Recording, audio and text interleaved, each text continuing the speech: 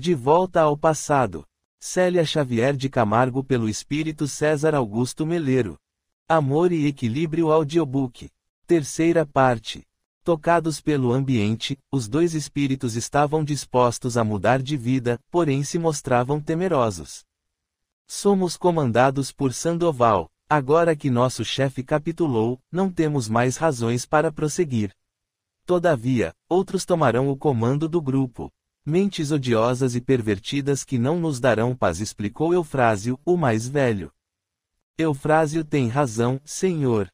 Não sabe do que eles são capazes de fazer. Virão e nos levarão prisioneiros. Ninguém pode com eles, disse Jonas, com expressão de pavor. Temos que ir embora. Não podemos ficar aqui. Ele fez menção de sair correndo, mas Glauco o impediu. Calma. Tranquilizem-se, amigos. Conosco estarão seguros. Jesus é nosso refúgio e nossa fortaleza. Com ele, nada devemos temer. Vocês serão conduzidos para a região inacessível àqueles que ainda se locupletam no mal.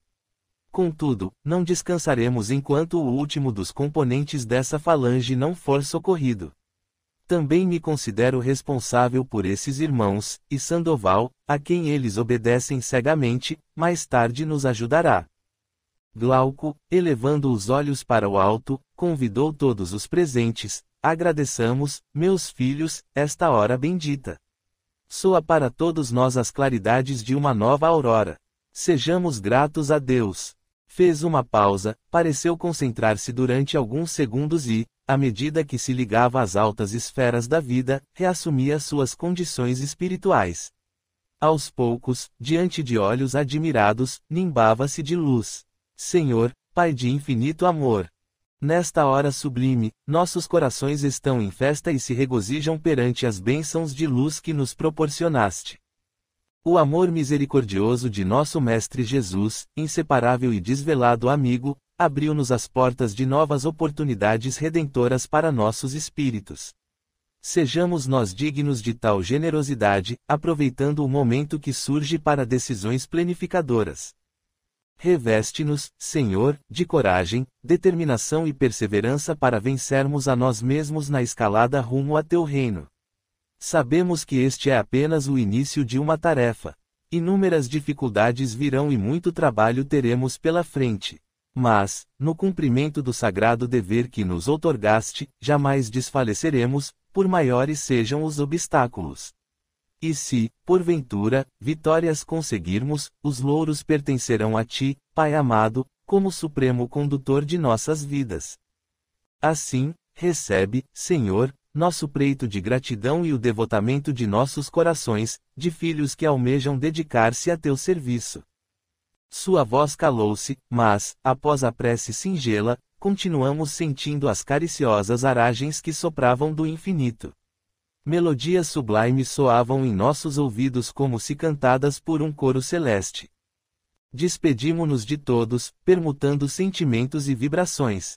Bemistar inefável nos felicitava o íntimo, e certamente essa noite ficaria em nossas lembranças mais caras como prenúncio de paz e de renovação.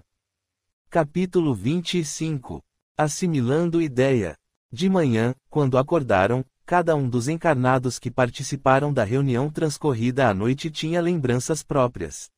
José recordava-se perfeitamente de grande parte do que acontecera. Sandra e Lígia, apenas vaga noção de um sonho em que apareciam muitas pessoas.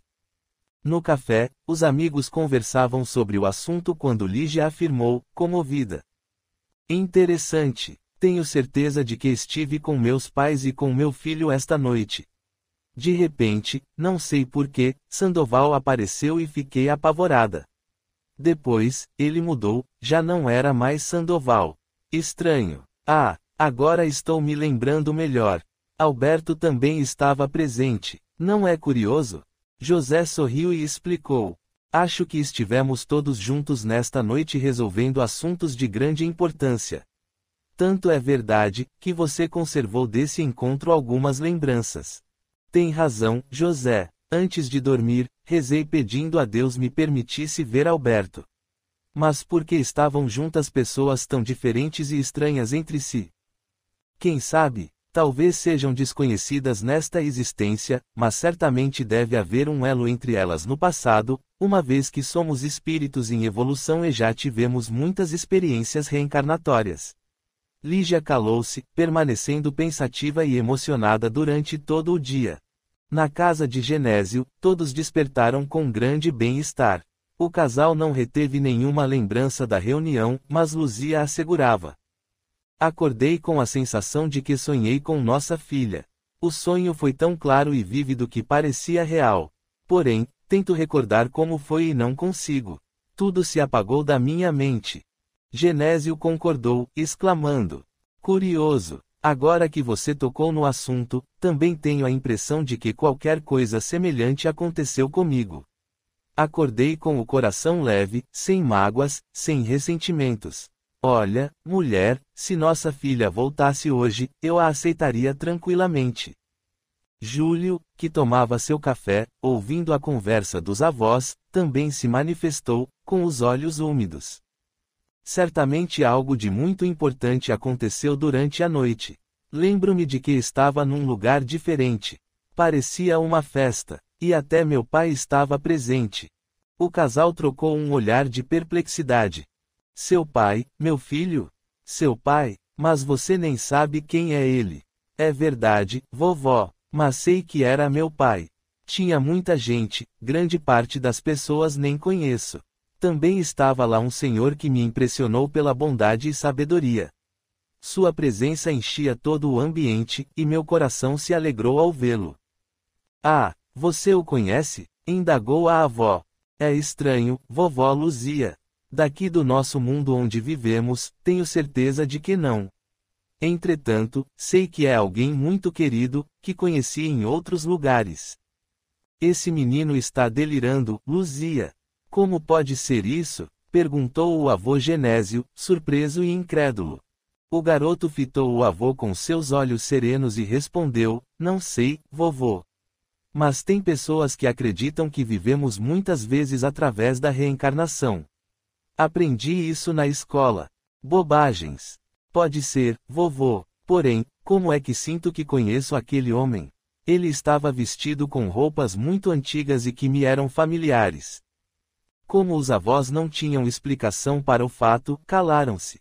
Mas cada um ficou com indagações que esperavam por respostas. Sandoval despertou por volta do meio-dia. Sentia-se estranhamente bem naquela manhã, ao contrário dos outros dias, em que, invariavelmente, acordava com uma tremenda ressaca. Ainda na cama, veio-lhe à mente o sonho que tivera. Não se recordava bem dele, mas sabia que fora muito importante. Nesse momento, se pôs a pensar nos pais. Como estariam eles? Um imenso desejo de revê-los o tomou de assalto. Experimentava insatisfação e desgosto pela vida que estava levando, enquanto indefinível tristeza assomava-lhe o íntimo pelas coisas que não construíra durante todos aqueles anos. Inconscientemente, lembrava-se das palavras de Glauco e murmurava, mas para si mesmo: o que já construí de bom? Não tenho família, casa, pessoas que me amem, nada. Estou cansado de tudo isso, quero mudar. Quem sabe arranjar um emprego e ter uma existência normal como todo mundo. Dormir à noite, levantar cedo para pegar no batente, viver do meu salário, sem explorar ninguém. Parou de falar e passou as mãos pelos cabelos, espantado com os próprios pensamentos. Ora, estou ficando babaca. Preciso de um gole, exclamou em voz alta. Foi até a cozinha, pegou uma garrafa de conhaque e despejou uma dose generosa no copo, mas não conseguiu beber. Naquele momento, Sandoval decidiu rever os pais. Colocou algumas peças de roupa numa valise, deu alguns telefonemas avisando que iria se ausentar por 2 dias e, entrando no carro, saiu da cidade rumo ao vilarejo onde seus pais moravam. No trajeto, observava as paisagens que se sucediam, as pessoas trabalhando na lavoura. Pensou que deveriam ser felizes, sem grandes problemas, certamente teriam vida simples e, o mais importante, ao voltarem para casa, encontrariam alguém esperando por eles. Suspirou. Jamais esse tipo de pensamento lhe passara pela cabeça. Sandoval estava se estranhando. Não sabia por que, desde que acordara naquele dia, experimentava a falta de um filho. Interessante é que tinha a sensação de que esse filho já existia em algum lugar. Nós o acompanhávamos. Mais próximo a ele, Glauco não deixava que os pensamentos de Sandoval tomassem rumo diferente, afastando-se das mudanças que tinha de introduzir em sua vida. Viajou a tarde inteira. À noitinha, entrou na sua pequena cidade natal. Buscou a rua pobre onde passara grande parte da vida. O estado da casa que o vira nascer confrangeu-lhe o coração. O muro estava parcialmente caído e o portão enferrujara, desengonçado, o mato e as pragas haviam tomado conta do pequeno jardim, que sua mãe antigamente cuidava com tanto capricho. As paredes externas estavam com a pintura descascada e o telhado crivado de buracos. Enfim, o abandono e a desolação eram tão evidentes que Sandoval sentiu um aperto no coração, imaginando como estaria o interior da residência. Abriu a porta. Tudo estava em silêncio. O de casa. Tem alguém aí? Ouviu passos arrastados que vinham do quarto. Esperou. Logo, uma velhinha vestida de trapos, encarquilhada, pôs a cabeça na porta do corredor. Quem está aí? Perguntou num fio de voz. Sou eu, mãe, Sandoval. Trêmula, a velhinha apertou os olhos tentando enxergar melhor. É você, meu filho? Sim, mãe, sou eu. Correu até onde ela estava, envolvendo-a num grande abraço. A esse contato, percebeu sua fragilidade e magreza extremas. Que bom vê-lo, meu filho. Seu pai ficará contente com sua presença. Onde está ele, mãe?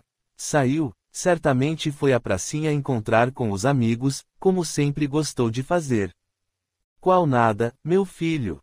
Seu pai teve um derrame cerebral há 3 anos e nunca mais saiu do leito. Surpreso, Sandoval exclamou. Mas como não fiquei sabendo? Por que a senhora não me avisou? Não sabia seu endereço, meu filho desculpou-se. Envergonhado, ele baixou a cabeça, compreendendo o quanto fora ingrato e omisso. Queria cortar os laços com a família, assim, mudou e não comunicou o novo endereço. Na verdade, com o passar do tempo, fazia isso constantemente para evitar ser localizado pela polícia, com a qual tinha contas a ajustar. A mãe, porém, falara com simplicidade, sem intenção de o acusar. Venha, disse ela. Entraram no quarto. A figura estendida no leito causava piedade. Sandoval lembrava-se do pai alto e forte.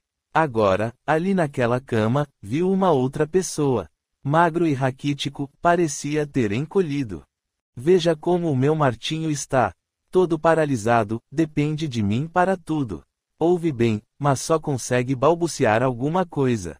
Colocando a mão na cabeça do enfermo, Sandoval falou, pai, sou eu, seu filho. Vim vê-lo. O doente arregalou os olhos e tentou falar, mas, na boca torta, a língua não ajudava. O senhor está me reconhecendo. Dos olhos do ancião, 2 lágrimas rolaram, silenciosas, enquanto ele grunhia, tentando falar. Pai, não se esforce. Fique tranquilo. Vim para ajudá-los. Nesse momento, um homem entra no quarto. Ao ver o estranho, para, constrangido. Desculpe-me, Dona Maria. Não sabia que estavam com visita. Ora, você é de casa. Entre, Silvério. Este aqui é meu filho, Sandoval, que acaba de chegar. E para Sandoval. Este aqui é nosso amigo Silvério, um vizinho que muito nos tem ajudado. Sem ele, não sei o que seria de nós. Aquelas palavras, ditas sem intenção, tiveram em Sandoval o efeito de uma chicotada. Depois de cumprimentar o filho do casal, com sorriso afetuoso, Silvério dirigiu-se ao doente. Está na hora do banho, meu amigo. Quer se refrescar? Martinho sorriu com sua boca torta. Tinha entendido e, pelo jeito, gostava do banho. Sandoval, observando-os, enquanto Silvério conversava com o pai, notou a afinidade entre eles. A fisionomia do pai se alegrara, mostrando que ele gostava da companhia do vizinho. Na verdade, ocupava ele o lugar de filho, que por direito lhe pertencia. Sandoval sentiu uma certa amargura ao fazer essa constatação. Acabada a higiene, Silvério despediu-se, dizendo: Dona Maria, deixei algumas coisas na cozinha para a senhora. Amanhã virei consertar aquela janela que está quebrada. Hoje não dá porque tenho que comprar uns parafusos. Está bem, meu filho. Obrigada por tudo. Que Jesus o abençoe. Vá com Deus. Havia tanto carinho na voz da mãe que Sandoval novamente sentiu-se excluído. A mãe chamou-o. Venha para a cozinha, meu filho. Vou fazer um café. Na cozinha, sobre a mesa, gêneros alimentícios numa sacola atestavam a indigência em que os pais tinham vivido até então. Sandoval corou de vergonha ao ver que eles dependiam da caridade pública. Resolveu que tudo iria mudar desse dia em diante. Tomaria as rédeas da situação e seria o filho que, até aquela data, não tinha sido. Glauco olhou para nós e sorriu. Hoje conseguimos grande avanço na ajuda a este companheiro. Depois, elevou os olhos para o alto e orou com acento comovedor. Estávamos todos satisfeitos. Sandoval, para nós, já não era aquele homem cruel e sem entranhas, explorador de mulheres e traficante de drogas. Era simplesmente alguém necessitado de amparo, que tomava consciência dos seus erros e que se empenharia em vencer suas tendências inferiores. Olhei para Henrique. Muitas indagações me dominavam a mente. Afinal, ajuda da espiritualidade não faltaria, mas conseguiria Sandoval vencer a si mesmo? E tudo o que deixara para trás? Não seria uma mudança passageira? Se resolvesse permanecer no vilarejo, junto com os velhos pais, aguentaria essa vida, que para ele seria muito monótona. Ele se conformaria em viver longe dos prazeres que gozara até então. E, se isso se tornasse uma realidade, seus antigos comparsas encarnados aceitariam sua decisão. E a falange de desencarnados, da qual era o líder, se conformaria em perdê-lo. O orientador amigo sorriu e disse: Calma, César. Conheço suas dúvidas, mas só o tempo poderá mostrar se nosso trabalho foi profícuo. Também não temos certeza de nada. Estamos semeando e devemos aguardar para saber se as sementes vão germinar. Todavia, estamos fazendo a nossa parte, o que é importante. Certamente, o nosso irmão Sandoval terá problemas, mas deverá encontrar forças dentro de si para vencer. Conforme demonstre boa vontade na sua transformação moral, a assistência do alto será cada vez mais intensa e maiores recursos lhe serão direcionados. Por enquanto, não se iluda. Esta é só uma visita aos velhos pais. Aguardemos. Suspirei. Seria extremamente interessante continuar acompanhando o caso de Sandoval no futuro. Contudo, era hora de partirmos. Ali nada mais havia para ser feito naquele momento. Outras tarefas nos aguardavam. Glauco permaneceria durante algum tempo junto a Sandoval, para ampará-lo nas novas diretrizes. Despedimo-nos afetuosamente. Em nossos corações despertara um grande afeto pela nobre entidade durante aqueles dias de trabalho conjunto. Voltaríamos a vê-lo, naturalmente, porque Glauco não se afastaria do caso Lígia, nossa amiga tão necessitada de ajuda. Capítulo 26. Retorno ao lar. Naquela mesma noite, Lígia decidiu que era hora de voltar para a casa paterna. Há meses estava com os amigos. Durante o dia conversou demoradamente com os seus hospedeiros sobre suas dúvidas e sua insegurança. Sempre sereno e atencioso, assegurou-lhe José. Nada tema, minha amiga. Estaremos aqui orando por você, e tudo dará certo. Tenho certeza de que será bem recebida por seus pais e por seu filho, Júlio. E ainda vai ser muito feliz. Será? Indagou, temerosa. Claro. Pode ser até que você enfrente alguns problemas no início, o que é natural, tendo em vista o modo como saiu de casa e seu comportamento durante esses anos. Mas sempre é tempo de corrigir nossos erros. Olhe, Lígia, quando temos real desejo de acertar, contamos com a ajuda de Deus em nosso favor. Mas, não é só isso, José. Tenho medo de não conseguir vencer a mim mesma. Sandra, que até aquele momento ouvira calada, ajuntou. Compreendo o que sente, minha amiga. Lígia teme não conseguir ficar longe dos vícios, querido. É isso mesmo, Sandra. Não me sinto muito segura e, diante dos problemas que vou enfrentar, temo uma recaída, especialmente quanto às drogas. Tem sentido vontade de fazer uso delas ultimamente? Indagou José. Notando a preocupação do amigo, Lígia apressou-se em esclarecer: não, não. Fique tranquilo. No começo, quando aqui cheguei, confesso que fiquei enlouquecida. Depois, você me levou para fazer uma consulta com aquele médico espírita, Dr. Lucas, seu amigo, e ele me ajudou bastante. Submete-me a um processo de desintoxicação, doloroso, mas realmente indispensável. Aos poucos, fui aprendendo a me controlar, e melhorei muito. Agora, posso dizer que estou bem. Você tem tomado direitinho os remédios que ele lhe receitou. São substâncias naturais, sem contraindicação, e que poderão ajudar a restabelecer seu equilíbrio orgânico e emocional, libertando-a dos condicionamentos. Tenho. Então, não há o que temer. Está desintoxicada e agora só dependerá de você. Lígia calou-se, entrando a meditar. Apesar das palavras cheias de confiança do amigo, tinha dúvidas. Será que, diante de uma situação difícil, a ansiedade e a tensão não a levariam a apelar para a bebida ou para as drogas, como fuga? A verdade é que nossa amiga Lígia, embora viciada em drogas e alcoólicos, tinha mais tendência para os primeiros. Fora, no entanto, grandemente beneficiada graças ao afastamento de Jonas e Eufrásio, seus comensais desencarnados, que a incentivavam na viciação. Depois, como hóspede na casa de José e Sandra, encontrara ambiente propício para sua recuperação, nas reuniões fraternas que realizavam, inclusive o culto cristão no lar. Além disso, nas orações diárias e conjuntas, José aplicava-lhe energias restauradoras e desintoxicantes através do passe magnético, intuitivamente percebendo sua necessidade. José, que a observava atentamente, complementou: hoje você possui conhecimentos que muito poderão auxiliá-la no combate às próprias inferioridades, Lígia.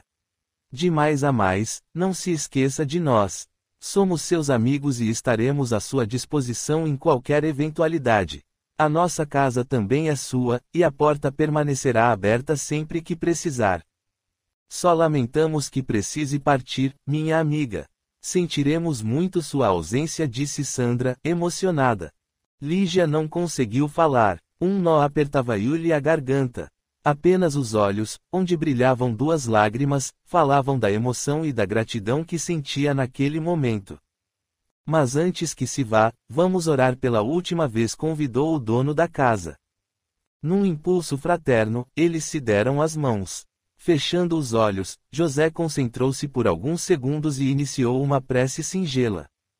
Senhor Jesus, como tantas vezes o fizemos, no recesso de nosso lar, hoje nos dirigimos novamente a Ti.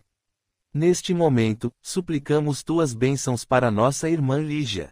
Ela parte hoje, Senhor, para uma nova vida. Na verdade, é a retomada de sua verdadeira vida na família para onde a bondade e a sabedoria de nosso Pai a conduziu ao renascer e onde poderá, no início, encontrar dificuldades de adaptação. Por isso, Mestre amado, rogamos teu socorro para nossa irmã, de forma que possa manter em níveis elevados seu desejo de mudança interior, sua boa disposição e seu otimismo. Ajuda-a, Senhor, a não esmorecer nunca, para que o desânimo não venha a estiolar suas mais caras esperanças. Fortalece-a na fé, para que a confiança na divina providência possa nortear-lhe o roteiro e fazê-la compreender os desígnios do Pai. Ensina-lhe humildade, Senhor, para aceitar, com coragem e resignação, os reveses que a vida lhe assinale e para enfrentar os obstáculos e as dificuldades com a consciência da própria responsabilidade perante as leis divinas. Desperta-lhe, Jesus amado, a compreensão para com os erros das outras pessoas, perdoando, aceitando e ajudando sempre os semelhantes. Sobretudo, Senhor, acende a flama do amor em seu íntimo, de modo que a fraternidade e a solidariedade sejam suas companheiras diletas no trato com nossos irmãos em humanidade, especialmente para com aqueles que, de pronto, não lhe possam reconhecer o esforço de mudança interior na conquista de uma vida mais digna e saudável. Que ela possa receber neste instante tuas dádivas de paz e luz, que a acompanharão por onde for, como teu divino legado. Muito obrigado, Senhor. Após a oração, que inundou a todos de grande bem-estar, os participantes da pequena reunião abraçaram-se, permutando sentimentos e ratificando a amizade. Eles não podiam ver, mas sentiam as maravilhosas bênçãos que fluíam do alto. Emocionados e reverentes, acompanhávamos, do outro lado da vida, a prece que, profundamente sincera, partindo de um coração leal e devotado, movimentava energias poderosas. Do tórax, da cabeça e das mãos de José saía um foco de luz direcionado para cima e que, retornando, envolvia Lígia totalmente. O ambiente se iluminou, flocos de substância azulada, como neve translúcida, desciam suavemente sobre o grupo e logo desapareciam, assimilados pelo corpo dos encarnados, proporcionando-lhes inefável sensação de bem-estar, paz, confiança e alegria. Em seguida, Lígia arrumou sua bagagem, e o casal amigo foi levá-la até a estação rodoviária, onde deveria tomar o ônibus para sua cidade natal. Enquanto aguardavam o horário da partida, Lígia mostrava no semblante uma certa tristeza. Acreditem, jamais poderei lhes pagar tudo o que fizeram por mim. Despeço-me de vocês com o coração apertado, porque, no fundo, gostaria de permanecer aqui. Todavia, sinto que o dever me chama, exigindo a reparação de meus erros. Depois de tudo o que aprendi sobre a imortalidade da alma, reencarnação, lei de causa e efeito, responsabilidade e livre-arbítrio, entre outras coisas, não posso fugir ao cumprimento da parte que me cabe na vida. Na verdade, dele tenho me eximido há longo tempo. Enxugou os olhos e, tentando se controlar, contemplou os amigos com imensa ternura. Jamais esquecerei de vocês. Estes últimos meses foram os mais importantes da minha vida. Estarão sempre na minha memória. Sandra chorava abraçada à amiga. José, contendo a emoção, brincou, ei, da maneira como fala, dá a impressão de que nunca mais nos veremos. Esta não é a última vez que estamos nos encontrando. Nada disso, garota. Quando você menos esperar, estaremos batendo à sua porta e pedindo abrigo. Lígia deu uma risada bem-humorada, ao mesmo tempo em que enxugava os olhos. Será um prazer imenso. Vou ficar esperando. Quero que conheçam meus pais e meu filho. E, é lógico, nossa cidadezinha, que, apesar de pobre, é rica de belezas naturais. Pode esperar. Assim que entrarmos em férias, iremos fazer-lhe uma visita e matar as saudades. Minha mãe faz um peixe assado que é uma delícia. Antes que José pudesse fazer qualquer comentário, o ônibus chegou e tiveram de se despedir. Pela janelinha, ele fez uma última recomendação. Lígia, não se esqueça de procurar um núcleo espírita, como me prometeu. É muito importante que você continue a receber passes. Não se esqueça. Não me esquecerei. Fique tranquilo. Até breve. Deus lhes pague por tudo. Logo, as mãos que acenavam eram só uma lembrança. Por muitas horas Lígia chorou, enquanto a condução rodava. Lá fora, a escuridão era quase completa, amenizada apenas pelo brilho das estrelas. Passava das 2 horas da tarde quando ela desembarcou em sua cidadezinha. Pouca coisa havia mudado. Pegou a mala e tomou o rumo do lar paterno. Parou na calçada defronte da casa. Contemplou a velha moradia tão familiar. Estava tensa e preocupada. Toda a confiança que armazenara, a segurança que os amigos tentaram lhe transmitir, tudo fora por água abaixo.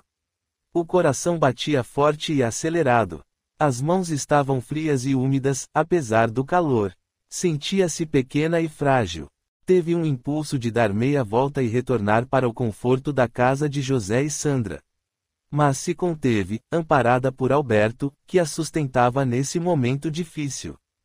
Ao sol quente da tarde, viu o vulto da mãe que estava varrendo o jardim. Ficou parada, imóvel, olhando fixamente para aquela imagem tão querida. Como se atraída pelo olhar de Lígia, a senhora levantou a cabeça e viu alguém parado do outro lado da rua. Reconheceu-a imediatamente. Abriu o portão e atravessou a rua, ainda incapaz de acreditar naquilo que estava vendo. Chegando mais perto, não conteve as lágrimas. Minha filha, então é você mesma. Meus olhos não me enganaram. Eu sabia que você ia voltar. Abraçaram-se em prantos. Lígia não conseguia falar, expressar o que aquele momento representava para ela. Passado o impacto do encontro, conseguiu afinal balbuciar, como tantas vezes o fizera quando criança: mamãe, estou com medo. Compreendendo o estado da filha e tudo o que aquela pequena frase continha, Dona Luzia envolveu Lígia com os braços, afirmando: nada tema, minha filha. Vamos para casa. Ela nunca deixou de ser a sua casa. Mas, papai, não se preocupe, tudo ficará bem. Atravessaram a rua, e a mãe abriu a porta, feliz, colocando a filha à vontade. Minha filha, seu quarto sempre esteve à sua espera. Acomode suas coisas e volte para tomar um café. A pergunta lhe queimava os lábios. Mamãe, e Júlio? Seu filho está bem, Lígia. Agora está na escola. Você o verá na hora do jantar.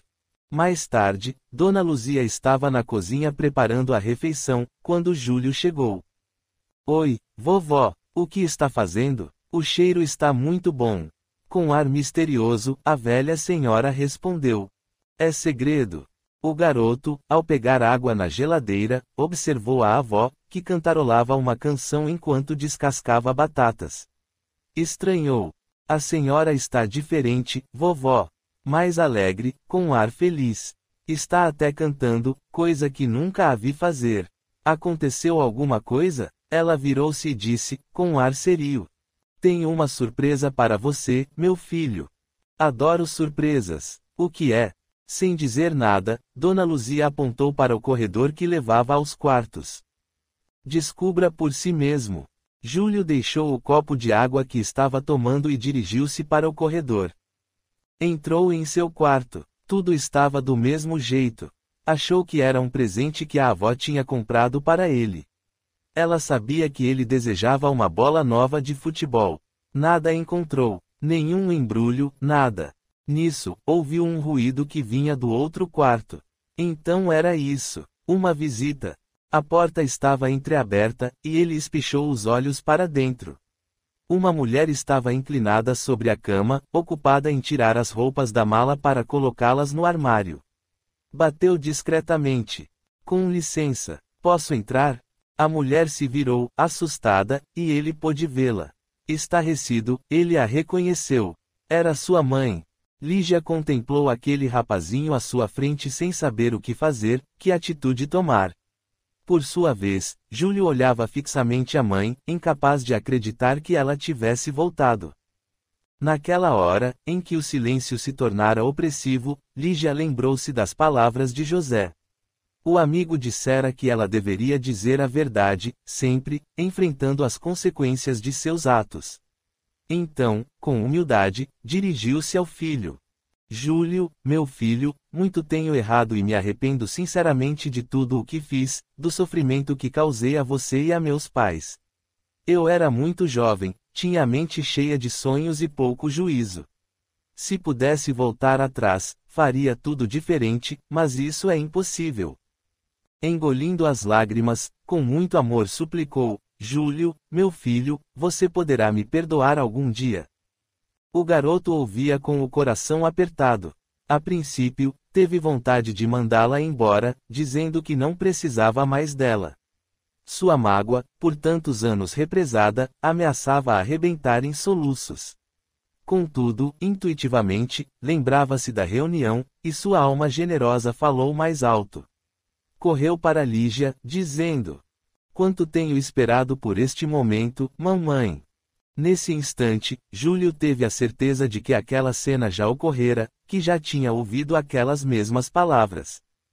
Na espiritualidade, envolvendo-os num grande abraço, Alberto ergueu os olhos para o alto, agradecendo em lágrimas as bênçãos daquela hora. Senhor Jesus, a vitória deste momento pertence a Ti, que nos tens amparado a todo instante. Aqui estão reunidos Lígia e meu filho, para uma nova vida. Se ainda posso te pedir algo, suplicaria a dádiva de poder dedicar-me a eles, ajudando-os a transpor as dificuldades e os obstáculos naturais do caminho. Sandoval também merece o nosso carinho, Senhor, por isso, rogo-te permitas que eu me aproxime dele para sanarmos antigos desajustes. Que teu amor nos envolva a todos, facultando-nos novas oportunidades de servir em teu nome. Muito obrigado. Capítulo 27. O reencontro. No dia seguinte, enquanto aguardávamos a chegada do dono da casa para sustentar, vibratoriamente, a nossa amiga Lígia nessa hora tão delicada de sua vida, ainda nos lembrávamos com emoção dos momentos vividos no lar de Dona Luzia. Como esperávamos, tudo correu bem. A princípio, houve um certo constrangimento. Genésio chegou da rua cansado. Tivera um dia difícil, cheio de problemas e estava faminto. Foi logo perguntando pelo jantar. Dona Luzia, com expressão satisfeita, não se deixou influenciar pelo mau humor do marido. Calma, Genésio. Hoje a refeição vai atrasar um pouco, mas tenho um bom motivo. Aconteceu alguma coisa? Perguntou, curioso, pegando uma banana na fruteira para enganar o estômago, enquanto aguardava o jantar. Sim, e você ficará muito contente. Antes que tivesse tempo de pedir novas explicações, Genésio ouviu passos no corredor acompanhados do ruído de vozes. Nisso, o neto Júlio assoma à porta com outra pessoa. Era uma mulher. À primeira vista, não percebeu que era a filha, tais as mudanças que se operaram nela durante aquele decênio de ausência. Sou eu, papai. Não está me reconhecendo? Ao ver que era Lígia, Genésio levou um choque. Reunindo as forças, mais uma vez ela enfrentou a situação, o pai permanecia imóvel, incapaz de falar. Olhos arregalados, olhava apenas. Estou de volta, meu pai, disse ela com humildade. Estou vendo. Até quando? Conseguiu afinal dizer, com amargura, tentando manter uma atitude fria e distante. Júlio intercedeu pela mãezinha, abraçando-a. Mamãe está aqui conosco, vovô. Não é ótimo? Temos que agradecer a Deus, que atendeu às nossas preces. Lembra-se de quantas vezes oramos a Ele pedindo que ela voltasse? Ignorando as palavras do neto, Genésio continuou fixando a filha, grave. Até quando? Repetiu a pergunta. Refletindo um pouco, Lígia respondeu. Meu pai, sei que errei muito e que mereço a sua desconfiança. Asseguro-lhe, porém, que mudei. Sou outra pessoa. Andei batendo a cabeça muitas vezes e sofri bastante. Quando abandonei esta casa, eu era muito jovem ainda, quase uma criança, e não sabia o que estava fazendo. Queria viver a vida, desejava ser feliz. Parou de falar por momentos, engolindo as lágrimas. Genésio aproveitou para perguntar, algo irônico. E conseguiu a felicidade que estava buscando? Não, papai. Hoje eu sei que jamais conseguiria ser feliz longe de vocês. Do Senhor, da mamãe e do meu filho. Como sei também que não há paz sem a consciência tranquila.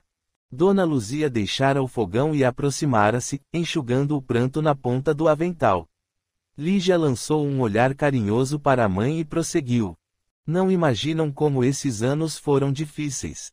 Muitas vezes eu telefonava e, sem coragem de falar, desligava em seguida. Discava só para ouvir-lhes a voz e matar as saudades. Passei fome, passei frio, trabalhei em muitos lugares. Alguns não recomendáveis. Tive contato com pessoas horríveis, conheci vícios, dos quais espero ter me libertado. Hoje, sei que somos responsáveis pelos nossos atos, e que a colheita será sempre proporcional à semeadura que tenhamos feito. Assim, aprendi que a felicidade ou a desventura são o reflexo do nosso próprio comportamento. Não pensem que pretendo passar por vítima.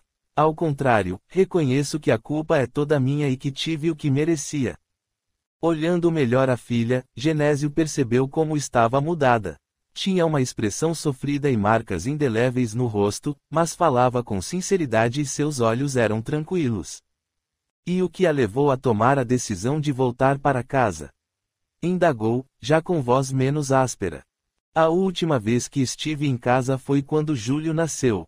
Acabei tomando a decisão de retornar para a cidade grande, deixando-o aos cuidados de vocês, porque julgava que eu não tinha condições de cuidar de um bebê e desejava o melhor para meu filho. Também porque amava Alberto, o pai de Júlio, e não suportava ficar longe dele. Todavia, quando fui procurá-lo, fiquei sabendo que havia morrido meses antes, vitimado pelas drogas. Meu mundo desmoronou. Desesperada, mergulhei fundo na degradação e nos vícios. Chegou uma hora, porém, em que não suportei mais aquela vida e comecei a meditar sobre o que fizera da minha existência. Não sei onde consegui arrumar forças para lutar. A verdade é que, às vezes, sentia a vovó Gema do meu lado, me amparando. Resolvi dar um basta. Um casal amigo me ajudou a reconstruir a vida, e aqui estou. Aprendi bastante com eles. Foram amigos de verdade. Fez nova pausa e, fixando o velho pai, concluiu. Meu pai, sei como deve ser difícil para o senhor, que sempre foi honesto e digno, aceitar-me de volta. Mas aqui estou na mesma condição do filho pródigo da parábola de Jesus. Depois de ter dilapidado tudo o que tinha, retornou para a casa paterna. Como ele, eu também lhe suplico, Pai, sei que não mereço mais ser chamada de filha, mas deixa que eu aqui permaneça como uma simples empregada. O nó que sufocava a garganta do velho pai explodiu em soluços.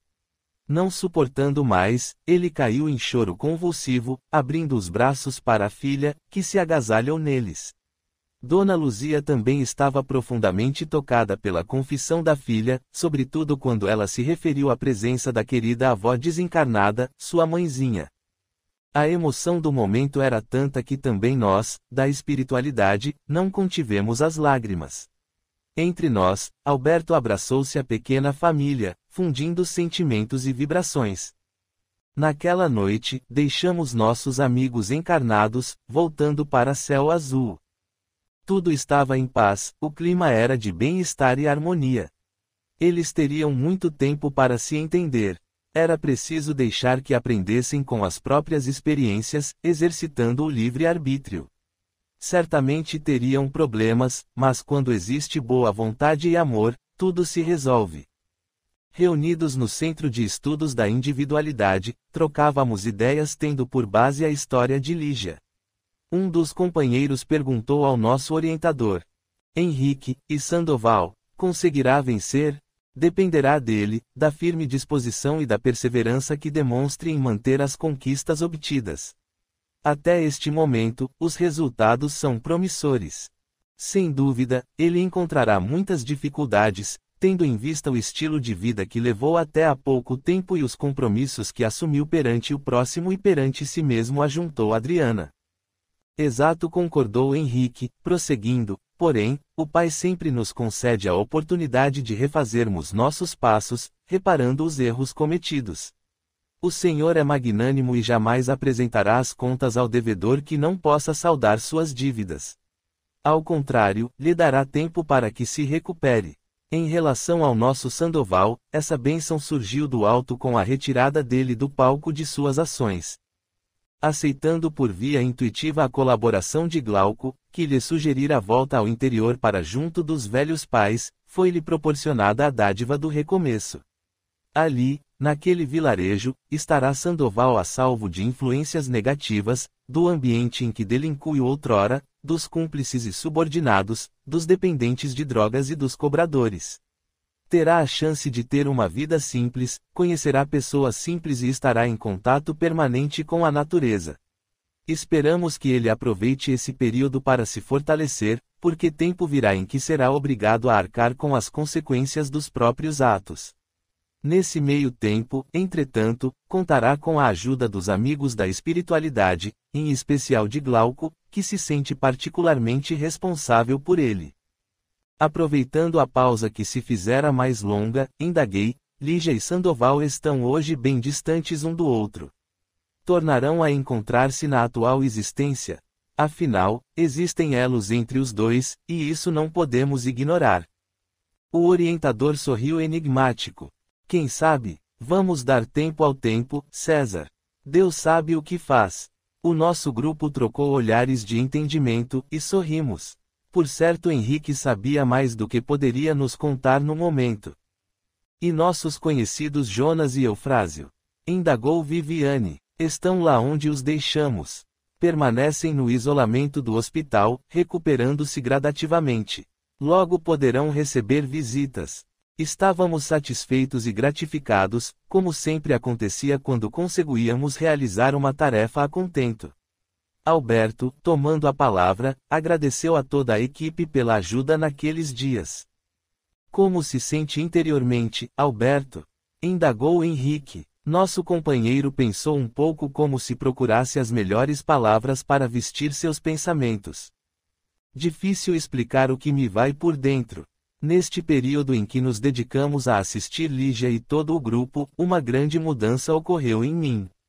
Sinto-me hoje mais sereno, mais responsável, menos crítico, mais compreensivo perante os erros alheios e com mais paciência até comigo mesmo, porque reconheço que todos os nossos sentimentos têm uma razão de ser e somente o tempo vai produzir uma alteração substancial para melhor.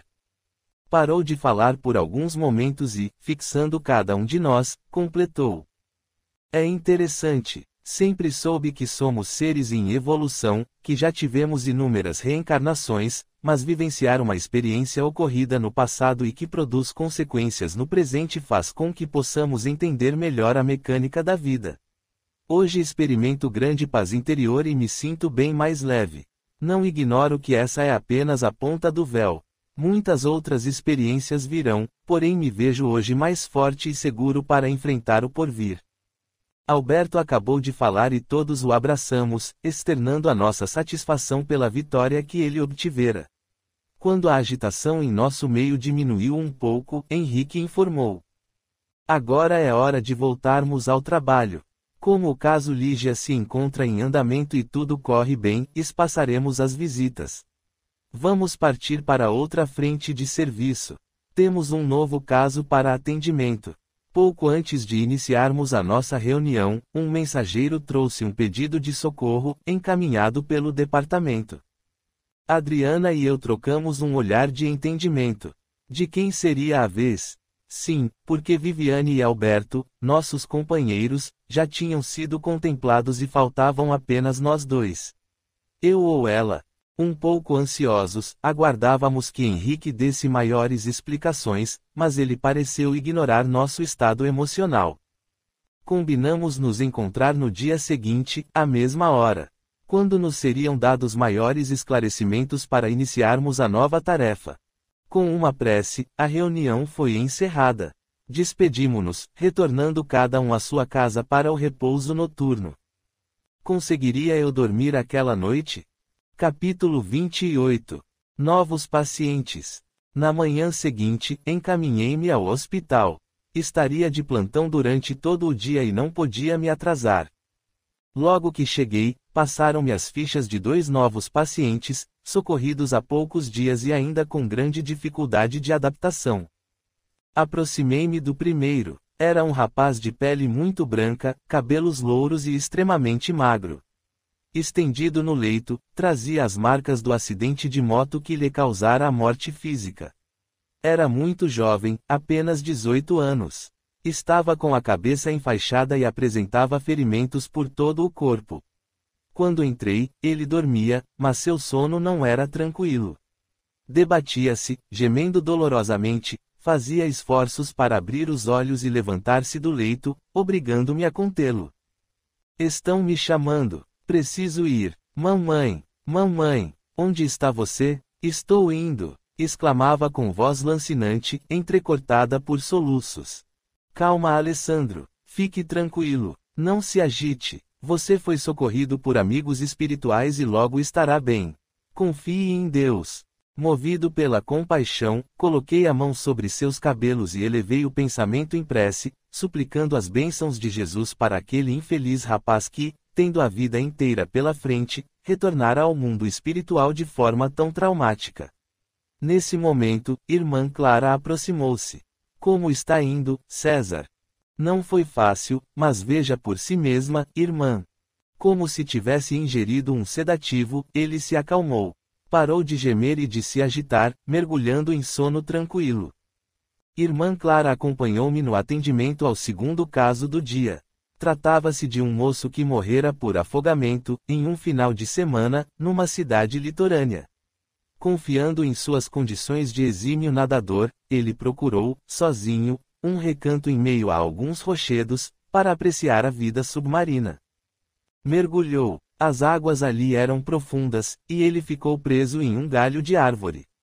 Tentou soltar-se, mas não conseguiu. Como estivesse desacompanhado, e o local fosse deserto, expirou sem nenhum socorro. Aproximei-me. Agitava os braços, tentando respirar, ainda sob as impressões da morte dolorosa por asfixia. De repente, passava a ter ânsias e vomitava a água que tinha ingerido. Novamente elevamos o pensamento às altas esferas, rogando auxílio para o infortunado jovem. Finalmente ele serenou e pudemos relaxar um pouco. Irmã Clara foi atender a uma emergência e deixou-nos a sós. Sentei-me à cabeceira de seu leito com a ficha na mão. Chamava-se Ismael, era moreno, de pele olivácea, com traços da raça judaica. Nesse momento, o faxineiro entrou na enfermaria para limpar a sujeira que o recém-chegado fizera. Com surpresa vi que era Hassan. Cumprimentou-me, sorridente. Olá, César Augusto. Como tem passado? Não nos temos visto ultimamente. O que anda fazendo? É verdade, Hassan. Nossos horários não coincidem. Tenho trabalhado muito. E só. Apesar de mais acostumado à sua presença, ainda me sentia um tanto incomodado ao vê-lo. Talvez porque ele me recordasse silenciosamente a atitude infeliz daquele dia, a qual eu tanto lamentava. A consciência é juiz vigilante e implacável. Percebendo provavelmente que eu não estava muito a fim de conversar, ele não insistiu. Limpou o chão, calado. Alegando tarefas urgentes, afastei-me. Como Ismael dormiria tranquilo por algumas horas, não havia necessidade da minha presença ali a seu lado. Sentia-me descontente comigo mesmo, porque, cada vez que topava com aquela criatura, não conseguia me controlar. Onde estava tudo o que já tinha aprendido? Em que lugar do cérebro teria eu guardado os ensinamentos recebidos, que agora, na hora da necessidade, não conseguia encontrar? Caminhando por um dos corredores do hospital, ia tão circunspecto que passei por Gustavo, que se dirigia ao jardim, sem vê-lo. Ele chamou-me a atenção. Oi, César, foi bom ter encontrado você. Quero lhe falar, tem algum tempo disponível? Sorri, seu aspecto já era outro. A expressão fisionômica agora era simpática e agradável, conversava com as pessoas e até sorria. Que diferença daquele rapaz que chegara todo cheio de vontades, carrancudo e mal-humorado. Claro, eu o acompanho. Saímos do prédio e um sol forte nos envolveu. Sentamo-nos num banco e esperei que Gustavo se dispusesse a falar. Sabe que logo terei alta? Informou-me. Muito bom. Você teve um progresso notável. Não tem mais razão para ficar aqui no hospital. Logo será encaminhado a um abrigo de jovens. É exatamente sobre esse assunto que queria lhe falar. Sei que todos, médicos, enfermeiros e orientadores, querem o melhor para nós. Contudo, antes que os responsáveis me apresentem uma decisão, gostaria de poder escolher. É possível? Pensei um pouco e disse. Não vejo impossibilidade nisso, desde que o pedido seja razoável, atenda às suas necessidades de adaptação e que exista vaga. O que sugere? Notei que estava um pouco constrangido, mas acabou falando como se pisasse em ovos. Se não for pedir demais, gostaria de poder ficar em sua companhia. Na verdade, já sabia o que ele queria e compreendi que ele fizera tantos rodeios temendo ser rejeitado. Achei graça do seu ar preocupado. Ora, se isso é tudo quanto deseja, Gustavo, não tem problema. Se depender de nós, irá para o abrigo dos descamisados. A alegria iluminou-lhe o rosto. Puxa, não sabe como estou contente, César. Temia que não me quisesse junto com você. Afinal, já perturbei bastante. Por que não? Será um prazer tê-lo conosco, Gustavo. Tenho certeza de que os demais também aprovarão. Se quiser, eu mesmo posso apresentar sua petição junto à administração hospitalar. Fará isso por mim? Muito obrigado. Isso não é nada. Bem, tenho que ir agora.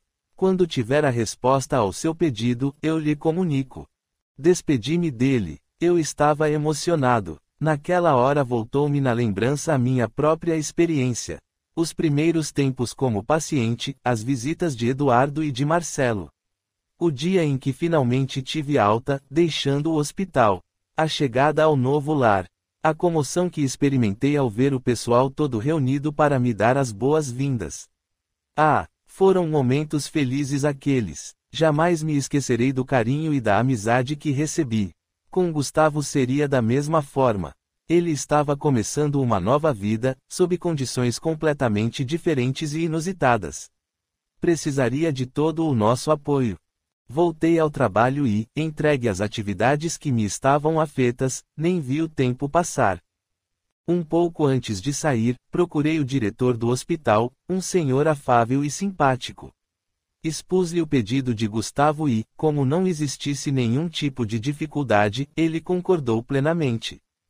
Agradecido, despedi-me e rumei para casa. Daria a boa notícia a Gustavo somente no dia seguinte. Chegando ao abrigo, encontrei os companheiros conversando na nossa varanda. Era difícil o dia em que conseguíamos reunir todos. Sempre havia alguém trabalhando ou em trânsito. Aproveito o momento para apresentar-lhes o pedido de um rapaz que em breve terá alta e deseja ser aceito pelo nosso grupo. Trata-se do Gustavo. Betão, sempre bem-humorado, perguntou. Não é aquele que tentou subornar você? Todos riram. Concordei. É ele mesmo. O cara, olha lá. Já pensou se ele resolve convencer-nos a contrabandear drogas?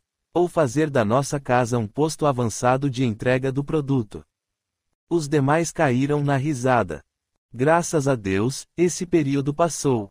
Ele até já aprendeu a jogar xadrez com o César. Não é? Comentou o Marcelo, virando-se para mim. É isso mesmo. Sabem que foi muito importante para ele. No início, o desencarnado tem dificuldade de concentrar-se em algo alheio a seus próprios desejos e tendências, vícios e sequelas, dores e sofrimentos. Quanto mais tempo conseguir passar sem lembrar-se daquilo que o incomoda, melhor. É conquista feita, ganha-se terreno. Depois, a mudança de ambiente, com o ingresso na unidade hospitalar, o tratamento a que é submetido, que desintoxica o corpo espiritual e o fortalece, saturando-o de energias positivas, a própria mudança mental do paciente e o desejo que demonstre de vencer a si mesmo, tudo isso são fatores decisivos para a cura, considerou Eduardo. Brincadeiras à parte, falou Betão, todos passam por períodos difíceis quando chegam à espiritualidade, e é preciso saber encontrar alguma atividade que toque o paciente, de forma que, aproveitando seu interesse e potencial, possamos trabalhar seu interior. No caso de Gustavo, César utilizou-se do xadrez, o que não é usual por aqui, diga-se de passagem. Exatamente, Betão, concordei. Todavia, foi a única coisa que o atraiu.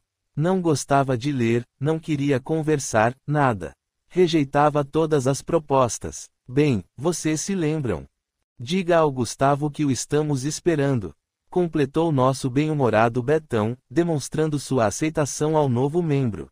Creio que todos ficaremos satisfeitos em tê-lo aqui conosco, falou Giovana, expressando o pensamento dos demais. Todos bateram palmas, revelando alegria em comentários risonhos e descontraídos. Sorri satisfeito. Quando concordamos em receber alguém em nosso lar, fica estabelecido um compromisso de ajuda, em que todos assumem sua parcela de responsabilidade no processo. Gustavo acabava de ser adotado pelo grupo. Agradeci aos companheiros e despedi-me. Estava na hora da reunião no Centro de Estudos da Individualidade. Capítulo 29. Na residência de Fábio. Após uma prece, deixamos Céu Azul acompanhando o instrutor Henrique em nova tarefa de socorro e aprendizado. Nosso destino é uma cidade de médio porte localizada na região centro-oeste do nosso Brasil, disse ele. Estávamos curiosos. O orientador abstivera-se de dar-nos maiores esclarecimentos a respeito do novo caso. Assim, sem saber o que iríamos encontrar, rapidamente nos deslocamos no espaço, seguindo Henrique. Lá chegando, nos dirigimos para um conjunto habitacional de classe popular, num bairro de periferia. A manhã, iluminada por um sol risonho, era muito agradável. Paramos diante de uma casa. A construção, absolutamente igual às outras, distinguia-se pela falta de muros e por um pequeno e bem cuidado jardim. Apesar da simplicidade, viam-se, no chão de terra batida, gerânios, hortênsias e azaleas cercando toda a frente da moradia. Henrique bateu delicadamente. Um senhor de idade avançada, magro e encurvado, de nome Germano, e que na última encarnação fora avô da dona da casa, abriu a porta, recebendo-nos com gentileza. O instrutor fez as apresentações, e ele, com um sorriso, agradeceu nossa visita. Entramos. Os cômodos eram pequenos e o mobiliário singelo, mas havia ordem e limpeza em tudo. Na cozinha, deparamos com um garoto de 7 para 8 anos sentado diante de uma mesa rústica e debruçado sobre um caderno. Fazia os deveres da escola. Das panelas no fogão vinha um cheiro bom de tempero, de arroz e de feijão preparados recentemente, o que, de imediato, nos remeteu ao lar terreno, trazendo-nos à lembrança nossas mães que, com tanto carinho e dedicação, nos esperavam a hora do almoço. O menino não nos percebeu a presença. Henrique aproximou-se dele, envolvendo-o num terno abraço e dirigindo-lhe palavras de estímulo. Depois, virando-se para nós, apresentou-nos. Este é Fábio, um velho conhecido. O garoto prosseguia escrevendo com capricho e boa vontade. Inclinei-me sobre o caderno e não pude deixar de admirar-lhe a letra redonda e bonita. Notei que suave luminosidade o envolvia como um manto, denotando-lhe as boas condições espirituais. Seu semblante refletia serenidade e paz, possuía um coração generoso, pelas radiações que lhe partiam do plexo cardíaco. Seus cabelos castanhos, lisos e bem penteados, estavam molhados, e o cheiro de sabonete atestava que ele se banhara havia pouco. Percebia-se que o uniforme da escola era muito surrado, mas estava limpo e passado. Terminava de escrever as últimas letras quando uma senhora ainda jovem chegou. Vinha arcada ao peso de uma sacola de compras e deixava transparecer cansaço e abatimento. Ouvindo passos de alguém que chegava, o garoto levantou a cabeça e seus olhos se iluminaram. "Olá, mamãe", disse o menino, risonho. "Olá, meu filho. Fez tudo o que mandei?" Denotando responsabilidade, o garoto respondeu com justa satisfação. "Tudinho, mamãe. Olhe, temperei o feijão e fiz o arroz, como a senhora gosta. Ah, também arrumei as camas e varri o quintal. Depois tomei banho e acabei de fazer os deveres da escola." A senhora passou um olhar crítico em tudo. Foi até a venda dar o recado para o seu João, como mandei. Fábio arregalou os olhos, assustado. Mamãe, esqueci." Irritada, a mulher puxou a orelha do menino, que gritou de dor. Ai, mas é um imprestável mesmo. Não mandei você dar o recado." "Mandou, sim, mamãe. Mas fiquei entretido no serviço e acabei esquecendo. Tinha tanta coisa para fazer." "Pois saiba que era muito importante." "Não se preocupe, mamãe. A caminho da escola passo por lá e deixo o recado. Agora não adianta. Era o meu jogo do bicho, e eu tinha um palpite de que desta vez ia ganhar. Sonhei com cobra e tenho certeza de que era um aviso. Está vendo só? Não ficaremos ricos por sua causa. Moleque irresponsável." A princípio tivemos vontade de rir. Toda aquela confusão apenas por um jogo do bicho que não fora feito. Em seguida, a atitude daquela mulher deixou-nos indignados. Percebendo-nos a posição íntima, Henrique alertou, grave: "Mantenham-se em condições mentais elevadas. Não se deixem influenciar pelas circunstâncias. Dora é nossa irmã e estamos aqui para ajudar, não para julgar comportamentos alheios. Observem apenas." Reajustando-nos mentalmente, vimos o menino baixar a cabeça, triste e decepcionado. Tirou o material escolar que estava sobre a mesa, colocando-o numa sacola de plástico. Depois, arrumou a mesa para o almoço, enquanto Dora terminava de preparar a refeição. Sentia-se culpado. As palavras duras da mãe fizeram com que seu coraçãozinho se confrangesse. Que pena, pensava ele. Seria tão bom se pudéssemos ter mais algum dinheiro. Mamãe não precisaria trabalhar tanto e poderia descansar um pouco, voltando a ser como antes, mais calma e mais alegre. Não havia qualquer resquício de reprovação em seu íntimo pela conduta da mãe. Apenas sentia que não cumprira com seu dever. Dora serviu o menino, que aguardava calado. Serviu-se também e sentou-se para comer.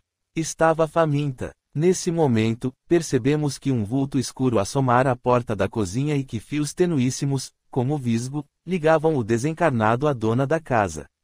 Quando esta levava a comida à boca, a entidade desencarnada recebia grande parte do que Dora ingeria, aspirando gostosamente as emanações dos alimentos. Ele não se dava conta da nossa presença, completamente preocupado em envolver Dora. Alberto considerou. Interessante. O pequeno Fábio não é atingido pelas vibrações inferiores e nocivas do infeliz irmão que acompanha sua mãe. É preservado pelas suas condições espirituais, no entanto, é atingido através da própria mãe, aduziu Viviane. Exatamente, concordou Henrique. A entidade maléfica não pode acercar-se do menino, que está protegido vibratoriamente pelos valores morais já conquistados e pelo hábito da oração, mas vale-se de Dora, instrumento dócil e maleável em suas mãos, para prejudicar Fábio. Nesse momento, olhamos para ambos e vimos que a mãe, irritada, observava Fábio. O garoto mal tocara na comida, mastigando lentamente e com má vontade. Vamos logo, moleza. Não tenho tempo a perder. Preciso retornar para o trabalho e o patrão não perdoa se chego atrasada. Já acabei, mamãe. Mas você não comeu nada. Não estou com fome. Tomo merenda na escola. Então, pegue o material e vá para a aula. Quando voltar, não se esqueça de lavar os pratos. Vou deixar as panelas em cima do fogão porque seu pai, como sempre, chega mais tarde para almoçar. Está bem, mamãe. Germano abraçou o bisneto com infinita compaixão, enquanto nos dizia, as cenas que vocês acabaram de presenciar têm se repetido com certa frequência há alguns meses. Henrique, aproveitando o momento, convidou-nos ao trabalho da oração, ajudemo-los com vibrações balsamizantes, destinando-lhes energias através do passe, para que executem suas atividades dentro das melhores condições possíveis. Alberto, Viviane, Adriana e eu nos preparamos para secundar Henrique no socorro aos nossos irmãos encarnados, elevando o pensamento ao alto e dirigindo as mãos sobre suas cabeças, na condição de intermediários das bênçãos divinas. Quando terminamos, mãe e filho apresentavam outra disposição de ânimo. Dora, provisoriamente desligada dos vínculos com seu sombrio acompanhante, apresentava o olhar mais lúcido e a fisionomia mais descontraída. Toda a irritação e o mal-estar haviam passado. Até abraçou e beijou Fábio, arrependida da maneira como o tratara pouco antes, exigindo tanto de uma criança tão pequena. O menino foi para a escola acompanhado do bisavô Germano. Logo em seguida, Dora saiu também, fechando a casa. Nós permanecemos no local, aguardando. O chefe da pequena família, Lúcio, não tardou a chegar. Era um homem grande, de constituição forte, cabeça enterrada nos ombros. Esquentou a comida e comeu rapidamente. Vou arrumar a cozinha. Assim, ajudo Fábio. Senão, meu filho terá que fazê-lo, falou baixinho, acompanhando as palavras com um sorriso de cumplicidade. Era até engraçado ver aquele homenzarrão abrutalhado, de avental na cintura, lavando os pratos. Depois de deixar tudo limpo, encaminhou-se para o jardim. Aquela hora, o sol havia mudado de posição e as plantas estavam na sombra. Notamos que aquilo era uma rotina para Lúcio, que gostava de lidar com elas. Abaixando-se, arrancou as ervas daninhas, tirou as folhas secas, afofou a terra em alguns lugares e depois, trazendo uma muda de primavera, plantou-a num canto. Para finalizar, regou tudo cuidadosamente.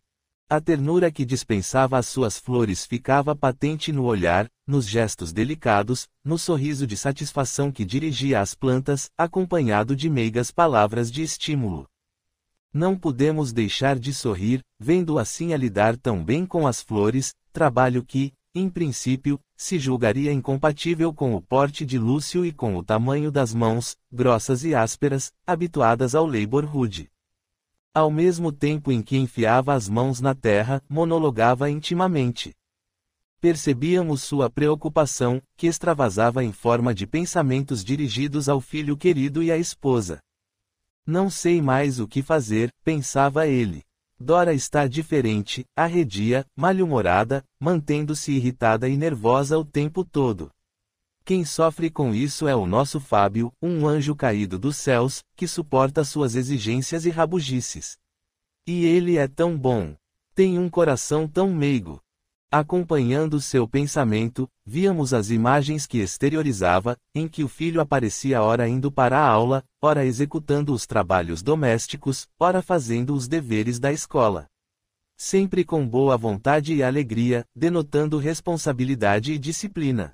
Não posso ver meu filho sofrer, continuava ele, e sei que ele sofre, não reclama, não demonstra, mas sinto que não é feliz. Nunca tem tempo para brincar com os amigos, em virtude da carga de responsabilidades que Dora colocou sobre seus ombros frágeis. Nesse ponto, vimos imagens de Fábio sendo espancado pela mãe, recebendo castigos e chorando copiosamente. Lúcio enxugou uma lágrima na manga da camisa e prosseguiu mentalmente. Ó Jesus, sei que o trabalho é útil e necessário, não estou reclamando disso, o Senhor sabe. Só gostaria que nossa vida fosse um tantinho melhor. Dora anda irritada e nervosa e tem seus motivos, mas não posso vê-la descontando suas frustrações em nosso filho. Sei também que Dora trabalha muito e a culpa não é dela. É minha, que não consigo sustentar a casa com meu salário de fundidor. Mas, Senhor, peço-lhe por meu filho, Fábio, para que ele possa ter uma vida mais serena e feliz. Também por minha esposa, para que ela volte a ser o que era antes, quando éramos tão felizes.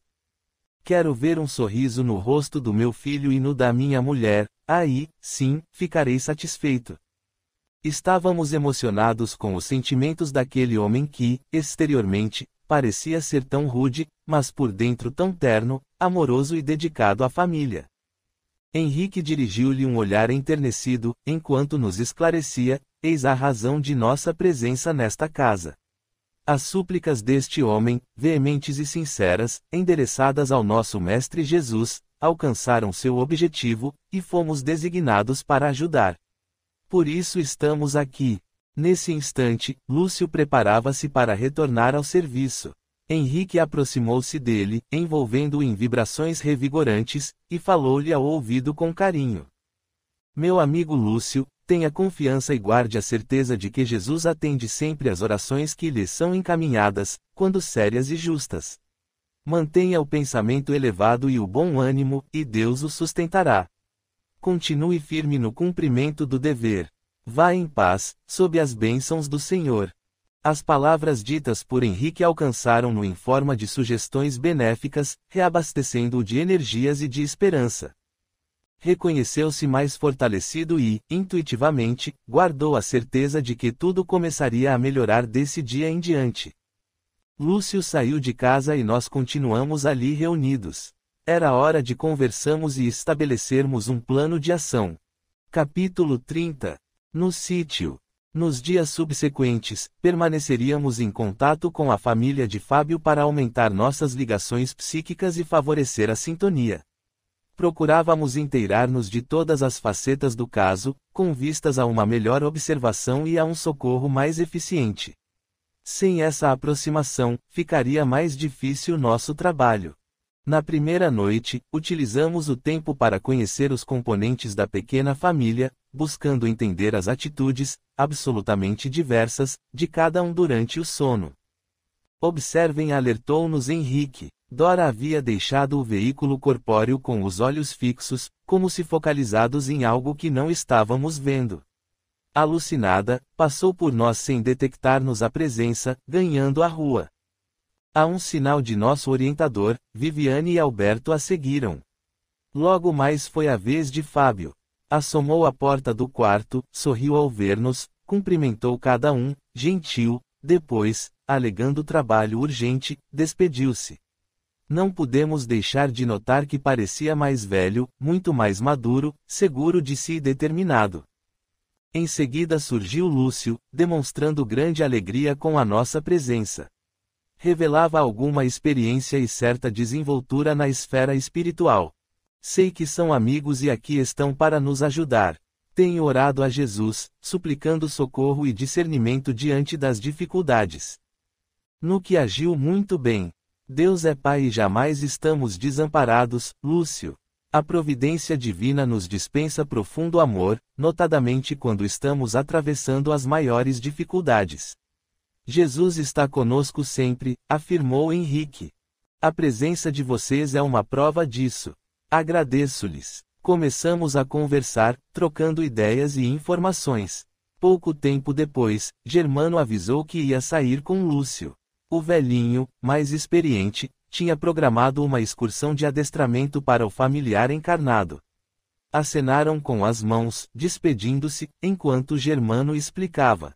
Logo estaremos de volta. Vou levar Lúcio para visitar um velho conhecido. Mal eles saíram, Alberto e Viviane retornaram.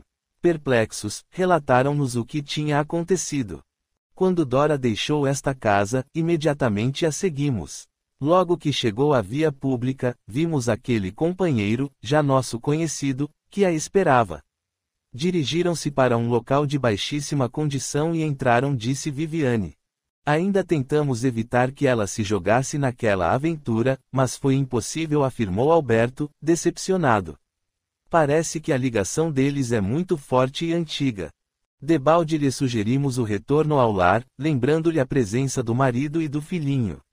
Ela, no entanto, se transformara em outra pessoa. Estava completamente fascinada por aquele homem. Nossa presença era inútil e achamos melhor voltar, deixando-os entregues a si mesmos, completou Viviane. Cheio de compaixão e sem demonstrar surpresa, Henrique concordou, fizeram bem seu trabalho. Nesse momento, não adiantaria chamar nossa irmã ao cumprimento do dever. Ela não teria condições de escutá-los, e seu comparsa muito menos. Não se preocupem, teremos tempo para agir. Algumas horas depois, Dora retomou. Vinha cabisbaixa, preocupada e inquieta. Novamente passou por nós, dirigiu-se para o quarto, mergulhando no corpo físico. Foi a última a retornar. Todos acomodados, entramos no aposento do casal, a convite do avô, para orarmos em benefício de Dora. Henrique e Germano a auxiliaram com aplicações de energias balsâmicas, de forma que pudesse despertar mais tranquila. Na manhã seguinte, a família decidiu ir para o sítio de uns amigos. Era sábado, estavam de folga e queriam aproveitar o final de semana. Toda vez que se sentiam cansados, o sítio representava um oásis de paz e de reabastecimento para eles. A expectativa do encontro com amigos muito queridos, o ambiente fraterno, a convivência agradável, o local aprazível, tudo colaborava para que esperassem ansiosos essa oportunidade. Naturalmente, nós os acompanhamos. Tomaram um ônibus intermunicipal, repleto àquela hora do dia. Repleto literalmente. Os encarnados faziam-se acompanhar de outros tantos desencarnados, o que tornou o ambiente pesado e asfixiante. Vimos imagens extremamente tristes e degradantes, que não nos é lícito descrever. Ainda bem que, 40 minutos depois, o ônibus parou no meio da estrada e descemos. Olhei de um lado e de outro. Tudo deserto. Cogitei sobre o que teríamos vindo fazer ali, naquela solidão. Nisso, eles tomaram uma estradinha meio encoberta pelas árvores, que eu ainda não percebera. Caminhamos uns 2 quilômetros por terra batida. A paisagem tinha mudado e a psicosfera completamente diferente daquela que sentiramos no ônibus. A estrada, ladeada por grandes árvores, tornou nosso trajeto bastante agradável. Nossos amigos iam na frente, conversando. Curiosa, Viviane indagou, Henrique, qual a finalidade da nossa presença nesse sítio? Um tanto misterioso, ele respondeu de forma evasiva, aguarde e verá. Estamos chegando.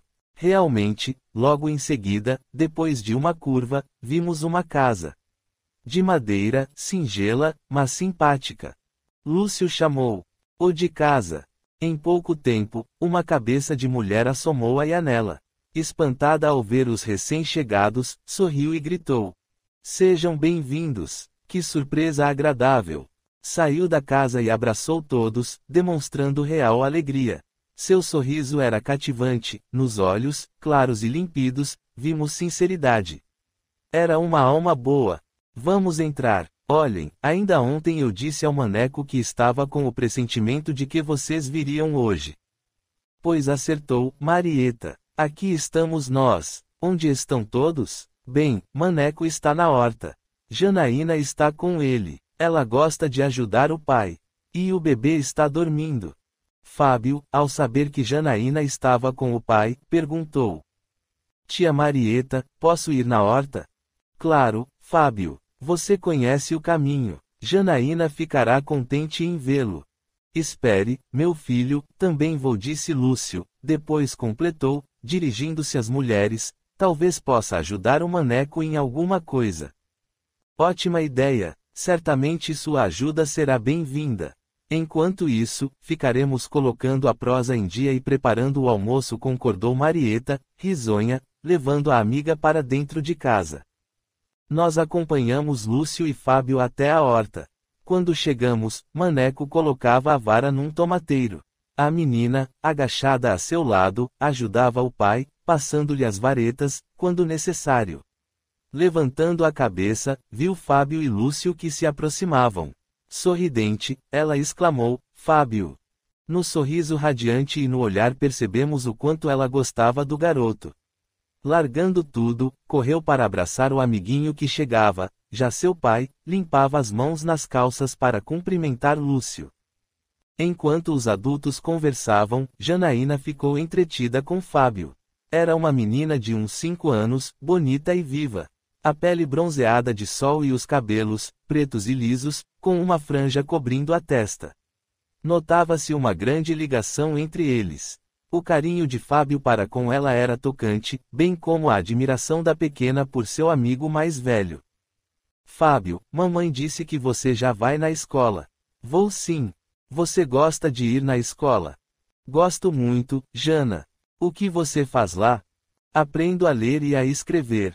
Faço continhas. Tomo lanche e brinco." "Ah, também quero ir na escola. Mamãe disse que, quando eu crescer um pouco mais, vou poder ir." "Isso mesmo. É bom estudar. A gente conhece outras crianças, faz muitos amigos." "Ah, também quero ter muitos amigos." Os dois ficaram calados, sentados à sombra de um chuchuzeiro. "Fábio, sempre sonho com você." "É, eu também sonho com você. E parece de verdade." "Mamãe disse que é de verdade." "Como assim?" "Mamãe ensinou que, quando a gente dorme, a alma sai e vai para onde quer." "Então, como gosto muito de você, tenho certeza de que vou procurar você." A pequena Janaína disse essas palavras acompanhadas de um olhar de adoração tão evidente, que nos deixou comovidos. Vejam como as informações mais sérias e verdadeiras chegam até as pessoas, comentou Henrique, discretamente. Concordamos, admirados. Virei-me para Adriana, a meu lado, e percebi uma expressão estranha em seu rosto. "O que houve?" indaguei. "Não sei, César. De repente, tive uma sensação inquietante. O olhar dessa menina para Fábio me incomodou. Como se eu já o conhecesse, já o tivesse visto em outra pessoa e em outro lugar. Não gostei." "Como pode ser isso?" Henrique, que acompanhava as reações de nossa colega, interferiu. "Continue, Adriana." Naquele instante, olhando para nosso orientador, Adriana se deu conta de que finalmente estava acontecendo com ela. Um tanto assustada, passou o olhar pelo grupo e sentiu o nosso apoio vibratório. Então, mais encorajada, voltou-se para as crianças, que conversavam despreocupadas sem imaginar que estavam sendo observadas. Olhou para a pequena Janaína mais atentamente. "Não se detenha na aparência exterior, minha amiga. Você sabe que isso que está vendo, o corpo físico, é apenas uma casca. Concentre-se, procurando enxergar mais além, para descobrir o porquê dos seus sentimentos, incentivou Henrique. Esquecendo tudo o que acontecia à sua volta, Adriana fixou a atenção na menina. Eu sei que não gosto dela. Sempre esteve entre mim e ele, afirmou repentinamente. Ele, quem? Perguntou Henrique. Ele, não sei quem é. Observe com bastante cuidado. Nisso, Adriana, como se tivesse mergulhado no passado, começou a descrever. Ela sempre esteve entre nós. Desde que conheci Rodolfo, sabia que ele fora feito para mim. Apaixonei-me à primeira vista. Logo, porém, percebi que Natália procurava seduzi-lo. Ela era minha irmã. Adriana parou de falar por momentos. Continue, disse o orientador. Começaram a se encontrar às escondidas. Quando descobri, exigi que ele a deixasse. Impossível, contestou ele. Eu a amo e vamos nos casar. Estamos noivos. Só falta tornar público o nosso compromisso. Deixei-me dominar pelo ódio. Indignada, furiosa, desejava acabar com eles. Incapaz de compreender o mal que me fizera, ele prosseguiu: não me queira mal, Loreta. Jamais lhe dei qualquer esperança. Nós nos amávamos. Afirmei convicta. Não, nunca. Sempre fomos bons amigos. Você não saía de nossa casa, estávamos sempre juntos. Perdoe-me. Queria aproximar-me de Natália, a quem sempre amei, justificou-se. Você é um canalha. Enganou-me. Protestei com expressão de desprezo. Cheio de dignidade, ele retrucou. Não, você é que preferiu enganar-se. Separamo-nos naquela hora. Entre nós não havia mais o que dizer. Contudo, a ira crescia dentro de mim. Não deixei que os outros percebessem o que me ia dentro da alma. Bastava a humilhação de ter me rebaixado diante de Rodolfo. Quando Natália ficou noiva, suportei com aparente estoicismo sua felicidade, afaivelando uma máscara no rosto e impedindo que todos vissem meus reais sentimentos. Intimamente, todavia, planejava uma vingança. Não suportaria a visão da felicidade deles.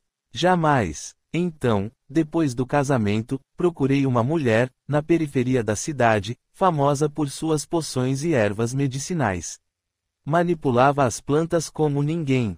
Curava doenças com suas ervas, fazia filtros do amor e, dizia-se a boca pequena, ajudava mulheres a se libertarem de uma gravidez indesejada. Não raro, provocava a morte também de algum inimigo de seus clientes. Era muito procurada na calada da noite. Tudo isso as pessoas falavam, mas ninguém conseguia provar nada. Adriana pareceu titubear. Expressão de grande sofrimento misturou-se às lágrimas que lhe desciam pela face. Tapou o rosto com as mãos, agitando a cabeça. Desejava evitar a visão terrificante de seus atos. Prossiga, Adriana. Liberte-se desse peso, disse Henrique com doçura. Pouco depois, limpando as lágrimas, ela continuou. A princípio, aquela mulher negou-se a me ajudar. Depois, por uma pequena fortuna, passou-me as ervas venenosas que me libertariam da presença da rival. Preparei um chá, alegando que era bom para o estômago. Natália, que sofria muitas dores nesse órgão, agradecida, ingeriu-o confiante. Em poucas horas minha irmã morreu. Ninguém ficou sabendo o que tinha acontecido. Naquela época era muito comum as pessoas morrerem com diarreia e vômitos. Assim, ninguém desconfiou, e o médico, chamado às pressas, nada pôde fazer. Todos acreditaram que minha irmã comera alguma coisa que lhe fizera mal. Rodolfo ficou desesperado, e eu o consolei. Ao contrário do que eu pensava, ele nunca quis saber de mim. Fiel a seu amor por Natália, jamais se casou de novo. Parando de falar, Adriana soluçava convulsivamente. Nisso, seu olhar se desviou e deu com Fábio. Só a partir desse instante, atônita, ela o reconheceu. Rodolfo. Henrique colocou-lhe a mão no ombro, confirmando. Sim, Adriana. Rodolfo, que você tanto amou. E que retorna como Fábio em nova encarnação. Não é possível. Como não o reconheci antes? Certamente não prestou muita atenção nele. É verdade. Estava preocupada com o momento em que chegaria a minha vez de encarar a verdade e não percebi que a resposta estava diante do meu nariz. E agora, Henrique? Agora temos que trabalhar com os dados que possuímos para ajudar a todos. Adriana, lembrando-se da mãe de Fábio, perguntou: e Dora? Onde entra nessa história? Muitas outras experiências encarnatórias vocês tiveram. Dora é alguém com a qual vocês se envolveram através do tempo e que agora aí está, fazendo parte do grupo e lutando contra as próprias imperfeições, respondeu com sutileza. Compreendo. Pelo jeito, tenho sempre atrapalhado a vida de Natália e Rodolfo, não é? Nem sempre. Algumas vezes foi ela que, incapaz de perdoar, a prejudicou. Hoje, no entanto, é tempo de esquecer as ofensas e de reparar os erros cometidos. Certo, Henrique. Desejo fazer tudo o que puder para aproximar-me deles. Pois é exatamente isso o que estamos fazendo. Agradeçamos a Jesus esta hora bendita de esclarecimento, disse o orientador. Então, ali, em meio às hortaliças, aos pés de couves e de alfaces, de repolhos e de cenouras, de tomates e de beterrabas, à sombra de um grande caramanchão de chuchos, elevamos o pensamento ao Mestre dos Mestres, gratos pelas oportunidades que estávamos tendo de burilarmos os nossos espíritos falidos e comprometidos com o passado e de repararmos as consequências dos nossos atos. Capítulo 31. Confidências. Não obstante o calor, a refeição transcorreu alegre e descontraída, à sombra das grandes árvores do quintal, onde as mulheres arrumaram a mesa.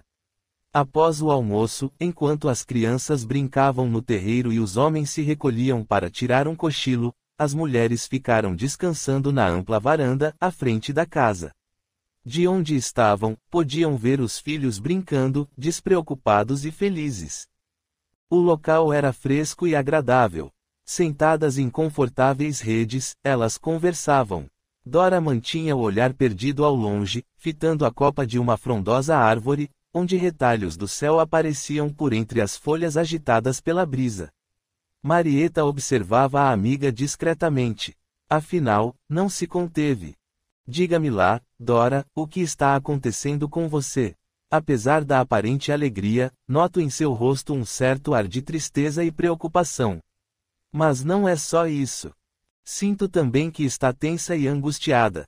Se puder ser útil, amiga, sabe que pode contar comigo. A interpelada sorriu, agradecida. Eu sei, Marieta, você é a melhor amiga que tenho. Aliás, a única. Então, vamos lá, liberte-se desses sentimentos depressivos. Jogue tudo para fora e se sentirá melhor. É algum problema com seu marido? Lúcio? Não, absolutamente. Ele é um homem excelente. Apesar do aspecto rude, é marido dedicado como poucos. Então é com Fabinho? Como vai ele na escola? Insistiu Marieta. Fábio é inteligente e aluno aplicado. Não tenho problemas com ele. Então, Dora pareceu pensar por alguns segundos, depois confidenciou, sabe Marieta, de algum tempo para cá, tudo vai mal. Minha vida está de pernas para o ar. Tudo está errado, sinto-me mal e não sei explicar o que acontece comigo. Perco a paciência por nada, brigo com Fábio, que tanto me ajuda e que não merece, pois é uma criança boa e gentil, responsável e prestativa. Lúcio me irrita profundamente. Eu o acuso de não ganhar o suficiente e de ser vagabundo, o que não é verdade. Além disso, você sabe que o trabalho nunca foi um peso para mim. Agora, no entanto, estou sempre cansada, sem vontade para nada. Sinto a cabeça confusa e dolorida.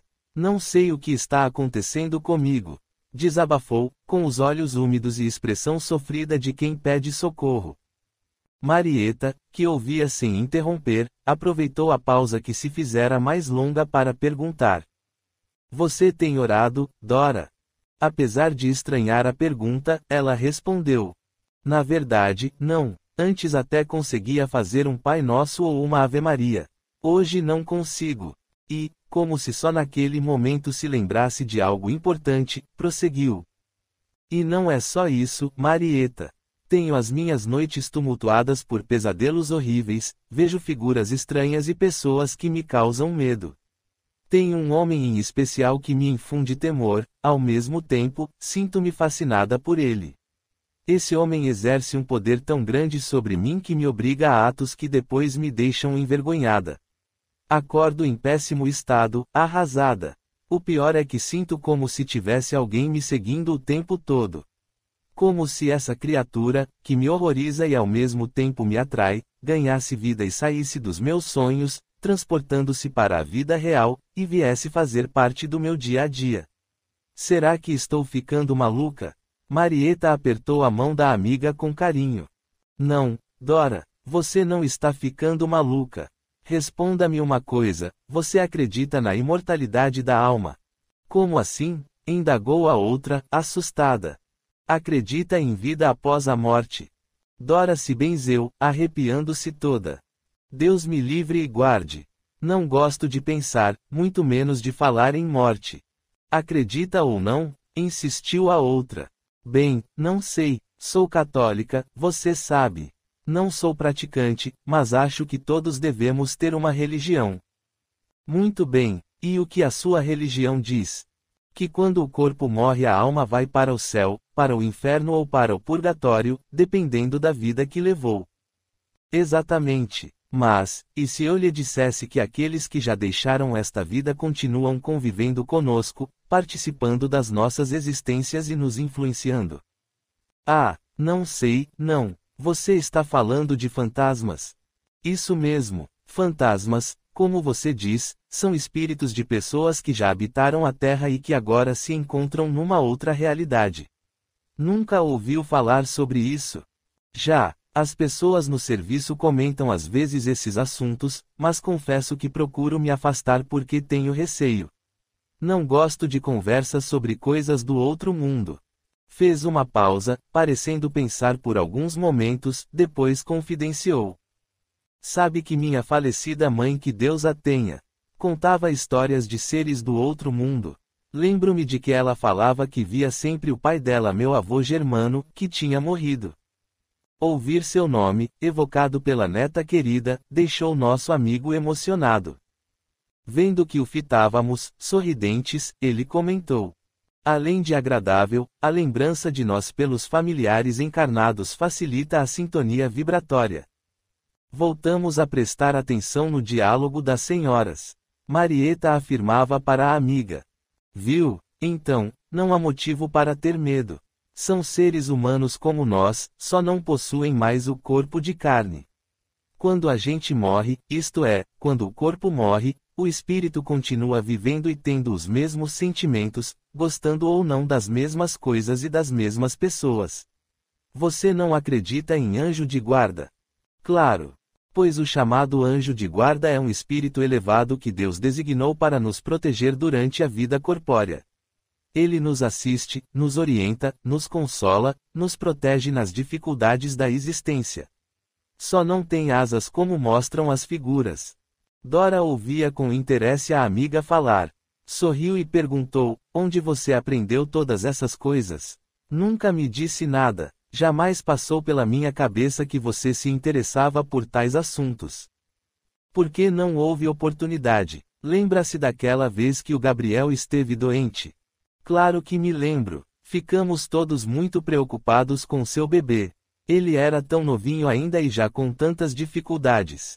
Exatamente. Um dia, cansada de percorrer os consultórios médicos sem resultado satisfatório, resolvi aceitar a sugestão de uma vizinha, a dona Vitória, que me aconselhou a procurar um centro espírita. A princípio, relutei, mas meu desespero era tanto que, vencendo a resistência íntima, fui e levei o Gabriel. Nem contei para o maneco, com medo de que ele me impedisse de ir. Pois olha, o bebê recebeu um passe e logo começou a melhorar. Levei-o mais 3 dias para receber a aplicação de energias, e ele ficou completamente curado. A partir daí, procurei estudar o espiritismo, para entender o que tinha acontecido com meu filhinho, como me orientaram. Lá me emprestaram alguns livros, que li rapidamente, tão interessantes eram. Depois disso, todas as vezes que vou à cidade, visito a casa espírita e adquiro livros, não só para ter o que ler, como para aumentar meus conhecimentos. Mas, e o maneco? Indagou a amiga, preocupada.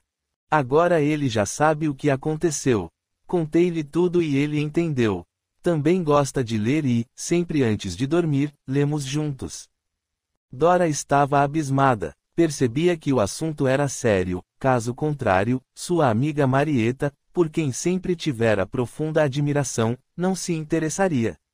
Perguntou. Voltando ao meu caso, o que está acontecendo?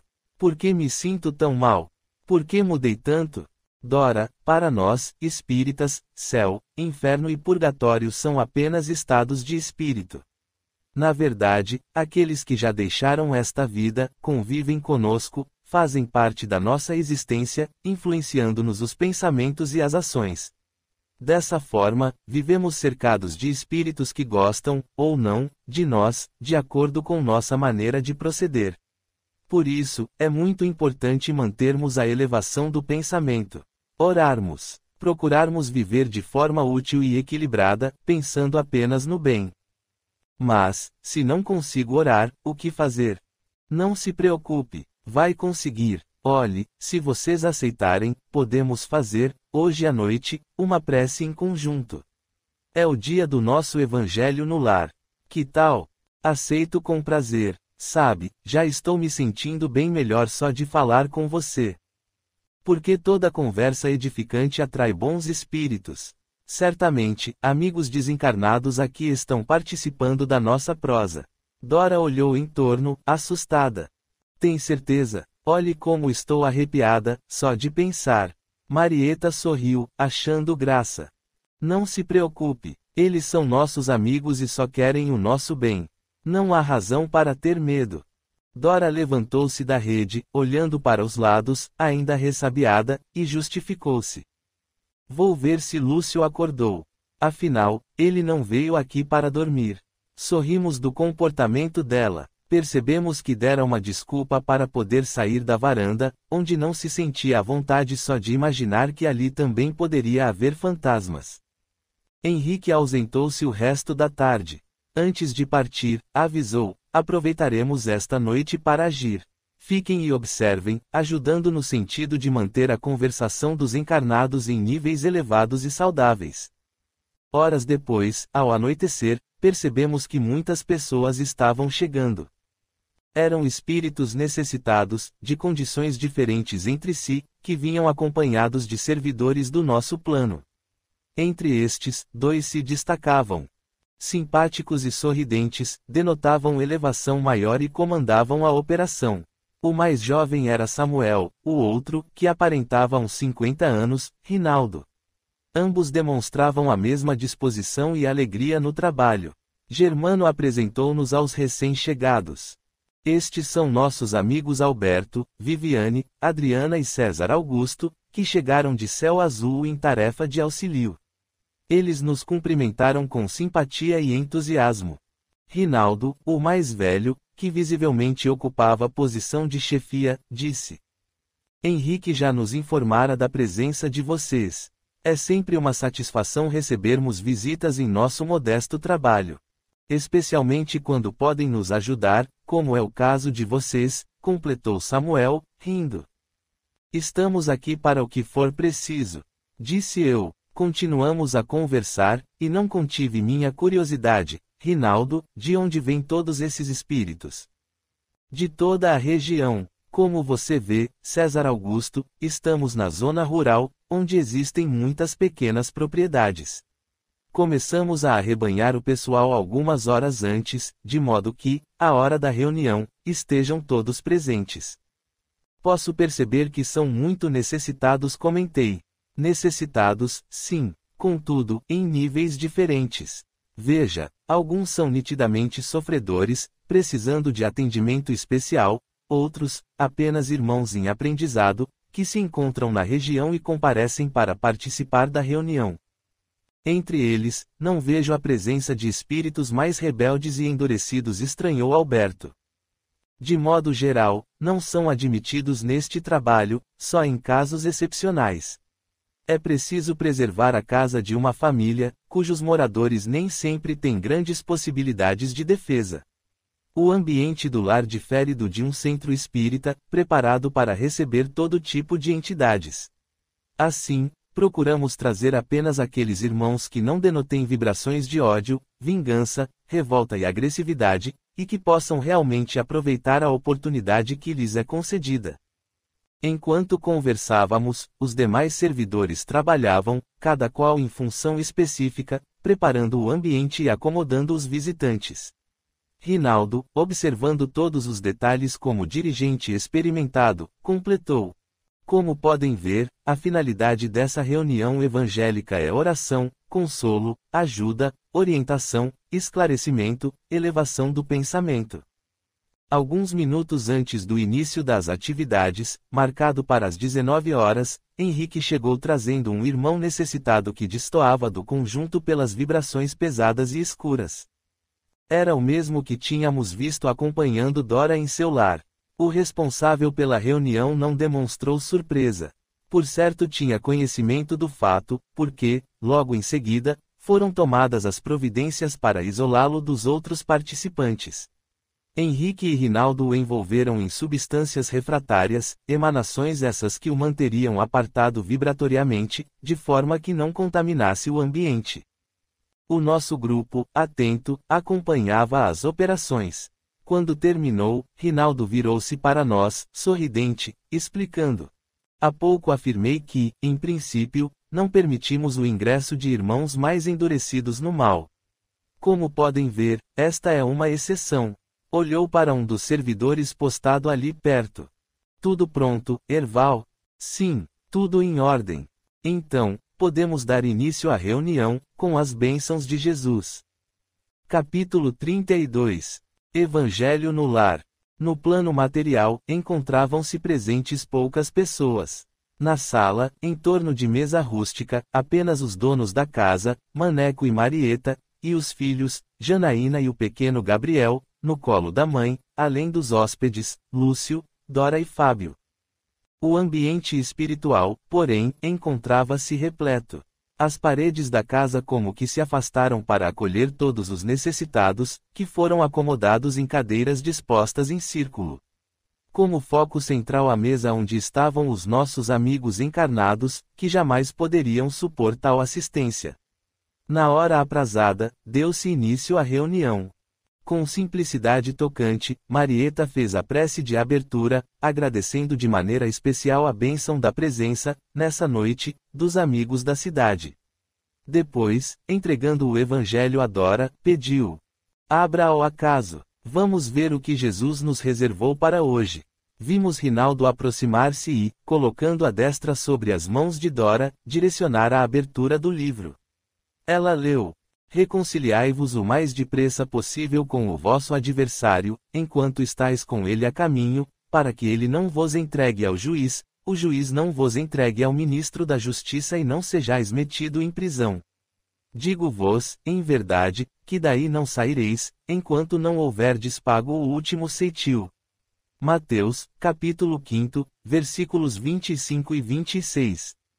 E Dora leu também, com emoção crescente, a bela página Reconciliação com os Adversários, comentário de Allan Kardec ao texto evangélico, que se encontra inserido no capítulo 10, Bem-aventurados os que são misericordiosos, de O Evangelho segundo o Espiritismo. Aquelas palavras pareciam estar sendo ditas especialmente para ela. Quando terminou de ler, tinha os olhos úmidos. Marieta passou o olhar sereno sobre a pequena assistência. Alguém deseja fazer algum comentário? A pequena Janaína perguntou: mamãe, o que é reconciliação? Com imenso carinho, Marieta explicou: reconciliação é fazer as pazes, ficar de bem. Isso eu faço. Às vezes, brigo com uma amiguinha. Depois me arrependo e faço as pazes com ela. E adversário? Adversário é alguém que se considera nosso inimigo, isto é, o contrário de amigo. Enfim, alguém que não gosta de nós. A pequena pensou um pouco e falou: ainda bem, mamãe, que não tenho inimigos. Gosto de todo mundo. O comentário fora dito com tal expressão de gravidade que todos acharam graça, tendo em vista a pouca idade da menina. Até Gabriel, que brincava com um carrinho no colo da mãe, riu, acompanhando os demais. Fábio, que se conservava pensativo, lembrou: Outro dia, na saída da escola, meu amigo Zusa trombou sem querer com outro colega, o Horácio, e pisou no pé dele. Horácio ficou muito bravo e deu um murro no Zusa. Mas, quando o Horácio se virou, tropeçou na mochila e levou um tombo. Aí ficou com mais raiva ainda, porque todos riram dele. Mas o Zusa ficou com pena dele e estendeu a mão, pedindo desculpas e dizendo que não pisou no pé dele por querer. Horácio levantou, cheio de vergonha, e foi embora. E ele perdoou o Zusa. Quis saber a garotinha. Naquele dia, não. No dia seguinte, porém, estava arrependido e foi conversar com o Zusa. Então, fizeram as pazes e continuaram a ser amigos. Os adultos ouviam com muita atenção a história de Fábio, que bem exemplificava a lição da noite. Marieta comentou: o fato que Fábio contou ilustra muito bem a passagem evangélica. Se Zusa tivesse tido outra atitude, se tivesse rido de Horácio, o que teria acontecido? Teriam ficado inimigos, disse Janaína, orgulhosa por ter aprendido a lição. Isso mesmo, minha filha. E teria aumentado a distância entre eles, tornando difícil que voltassem a ser verdadeiros amigos. E quanto mais o tempo passasse, o relacionamento só tenderia a piorar. Por isso, Zusa agiu muito bem, colocando em prática a lição de Jesus, que manda nos reconciliemos com o adversário enquanto ele está no nosso caminho. Naquele momento, o pequeno Gabriel agitou-se, levantando os bracinhos e tentando puxar os cabelos da irmã, que estava ao lado. Ainda bem que eu não ligo quando o Gabriel bate em mim, puxa meus cabelos e belisca o meu braço. Falou Janaína muito séria. Isso mesmo, querida, concordou Maneco. Afinal, Gabriel é quase um bebê e não sabe o que faz, não é? Ele não faz por mal e gosta muito de você. Todos riram do comentário da menina. Marieta prosseguiu: geralmente, as pessoas partem desta vida para outra levando mágoa e conservando o coração em vinagre. Ressentimento é ácido corrosivo que destrói as melhores intenções.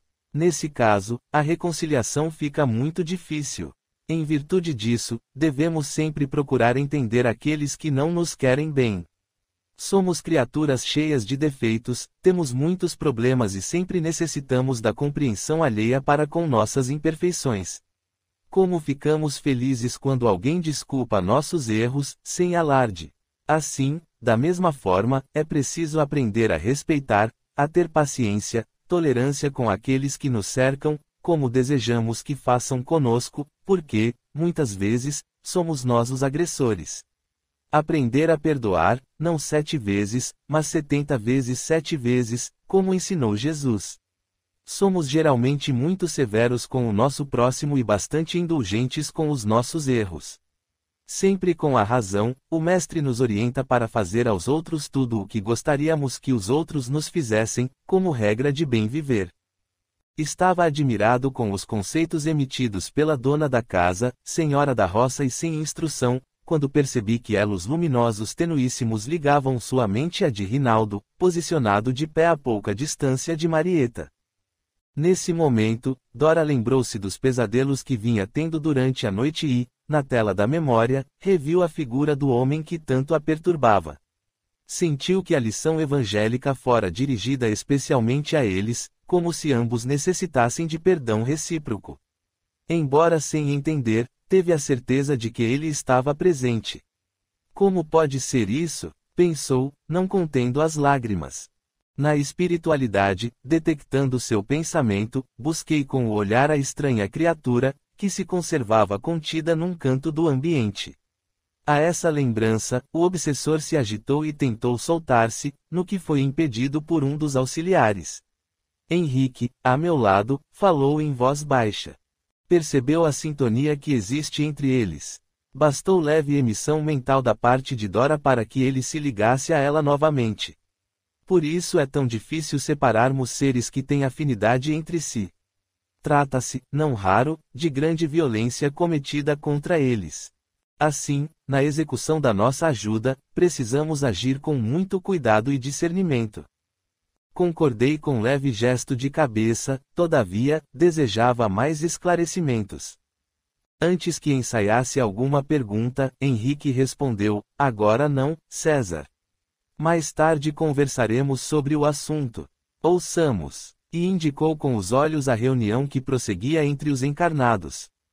Nesse momento, Maneco, que ouvia calado, lembrou. Como agricultor, gosto de examinar o exemplo da natureza. Quando podamos uma árvore, cortando seus galhos, ferindo-a, ela responde à nossa agressão com ramagem ainda mais bela. Ao rasgarmos a terra por ocasião do plantio, revolvendo-a e causando-lhe sofrimento, ela nos brinda com brotos novos e tenros, transformando-se o solo árido em tapete verdejante. Por que não acatarmos essas belas lições da natureza, transportando-as para a nossa vida? Com certeza, seremos melhores e mais felizes. Exatamente. Assim, diante de qualquer problema, lembremo-nos das lições do Evangelho, que são luzes em nossas vidas, indicando-nos a resposta para todas as situações, completou Marieta. Após uma pausa, ela indagou. Alguém deseja fazer mais algum comentário? Não? Então, creio que é hora de encerrarmos nossa reunião. Elevemos os nossos pensamentos a Jesus. Com uma prece sentida, a dona da casa deu por terminada a atividade evangélica. Do alto, bênçãos de luz vertiam sobre os presentes, emprenhando todos de paz e bem-estar. Muitos desencarnados quedaram-se em lágrimas, sob forte emoção, atingidos em suas fibras mais profundas. Durante os comentários, servidores do nosso plano aplicaram passes nos presentes, tanto nos encarnados quanto nos desencarnados. Muitos foram ajudados, conseguindo, graças ao clima saturado de vibrações amorosas e dulcificantes, ser levados para a instituição socorrista, onde receberam o atendimento necessário. Outros, contudo, deixaram a casa ainda centrados no monoidaísmo que cultivavam, incapazes de se desligar da família e do ambiente doméstico, ao qual já não pertenciam fisicamente. Assim que os necessitados foram embora e a sala se esvaziou, as coisas voltaram à normalidade. Somente nós ali permanecemos, juntamente com os espíritos familiares da casa. De modo geral, o trabalho fora pródigo em resultados benéficos. No nosso plano, satisfeitos, nos entretivemos em alegre palestra. Logo após a atividade evangélica, Marieta colocou uma toalha na mesa e serviu um ligeiro lanche, composto de chá, leite, biscoitos e pão caseiro, além de manteiga e queijo do próprio sítio. Os encarnados, satisfeitos e alegres, trocavam ideias sobre a reunião. Os hóspedes tinham gostado muito. Lúcio, que ainda se mantinha emocionado, comentou: nem sei como agradecer-lhes a oportunidade de ter participado do culto. Asseguro-lhes que nunca tive tão grande sensação de paz e de bem-estar. Parece-me ter encontrado hoje algo que venho buscando há longo tempo. Fábio sugeriu: papai, mamãe, não poderíamos fazer uma reunião assim lá em casa? Acho que estamos precisando. Lúcio concordou. Claro, meu filho, é uma excelente sugestão. Tenho certeza de que o ambiente em nossa casa ficará mais leve e agradável, como este que estamos sentindo. Dora não disse nada, mas no íntimo reconhecia as bênçãos da oração. Todo o mal-estar desaparecera, bem como a angústia, a insatisfação, a ansiedade, que não a deixavam nunca. Sentia-se mais leve, conseguia pensar com maior clareza e fato interessante, a dor de cabeça constante tinha sumido. Não demorou muito, todos se recolheram. Cansados das atividades do dia, logo estavam dormindo. Aos poucos, desligando-se do veículo corpóreo, vinham para o nosso plano, trazendo as próprias condições.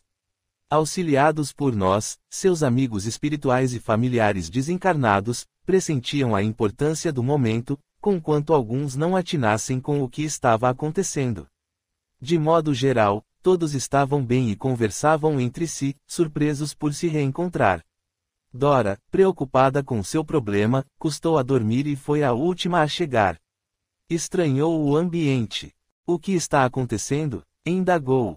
Fique tranquila, é apenas uma reunião de amigos, assegurou-lhe Henrique. Amigos? Mas por que vejo tanta gente estranha? Perguntou novamente, meio inquieta, perpassando o olhar sobre nós, que sorríamos para ela. Também são seus amigos. Aguarde mais um pouco. Logo terá todos os esclarecimentos que desejar.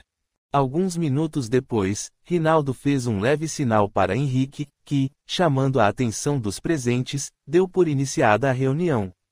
Meus irmãos, que Jesus nos abençoe o propósito de servir.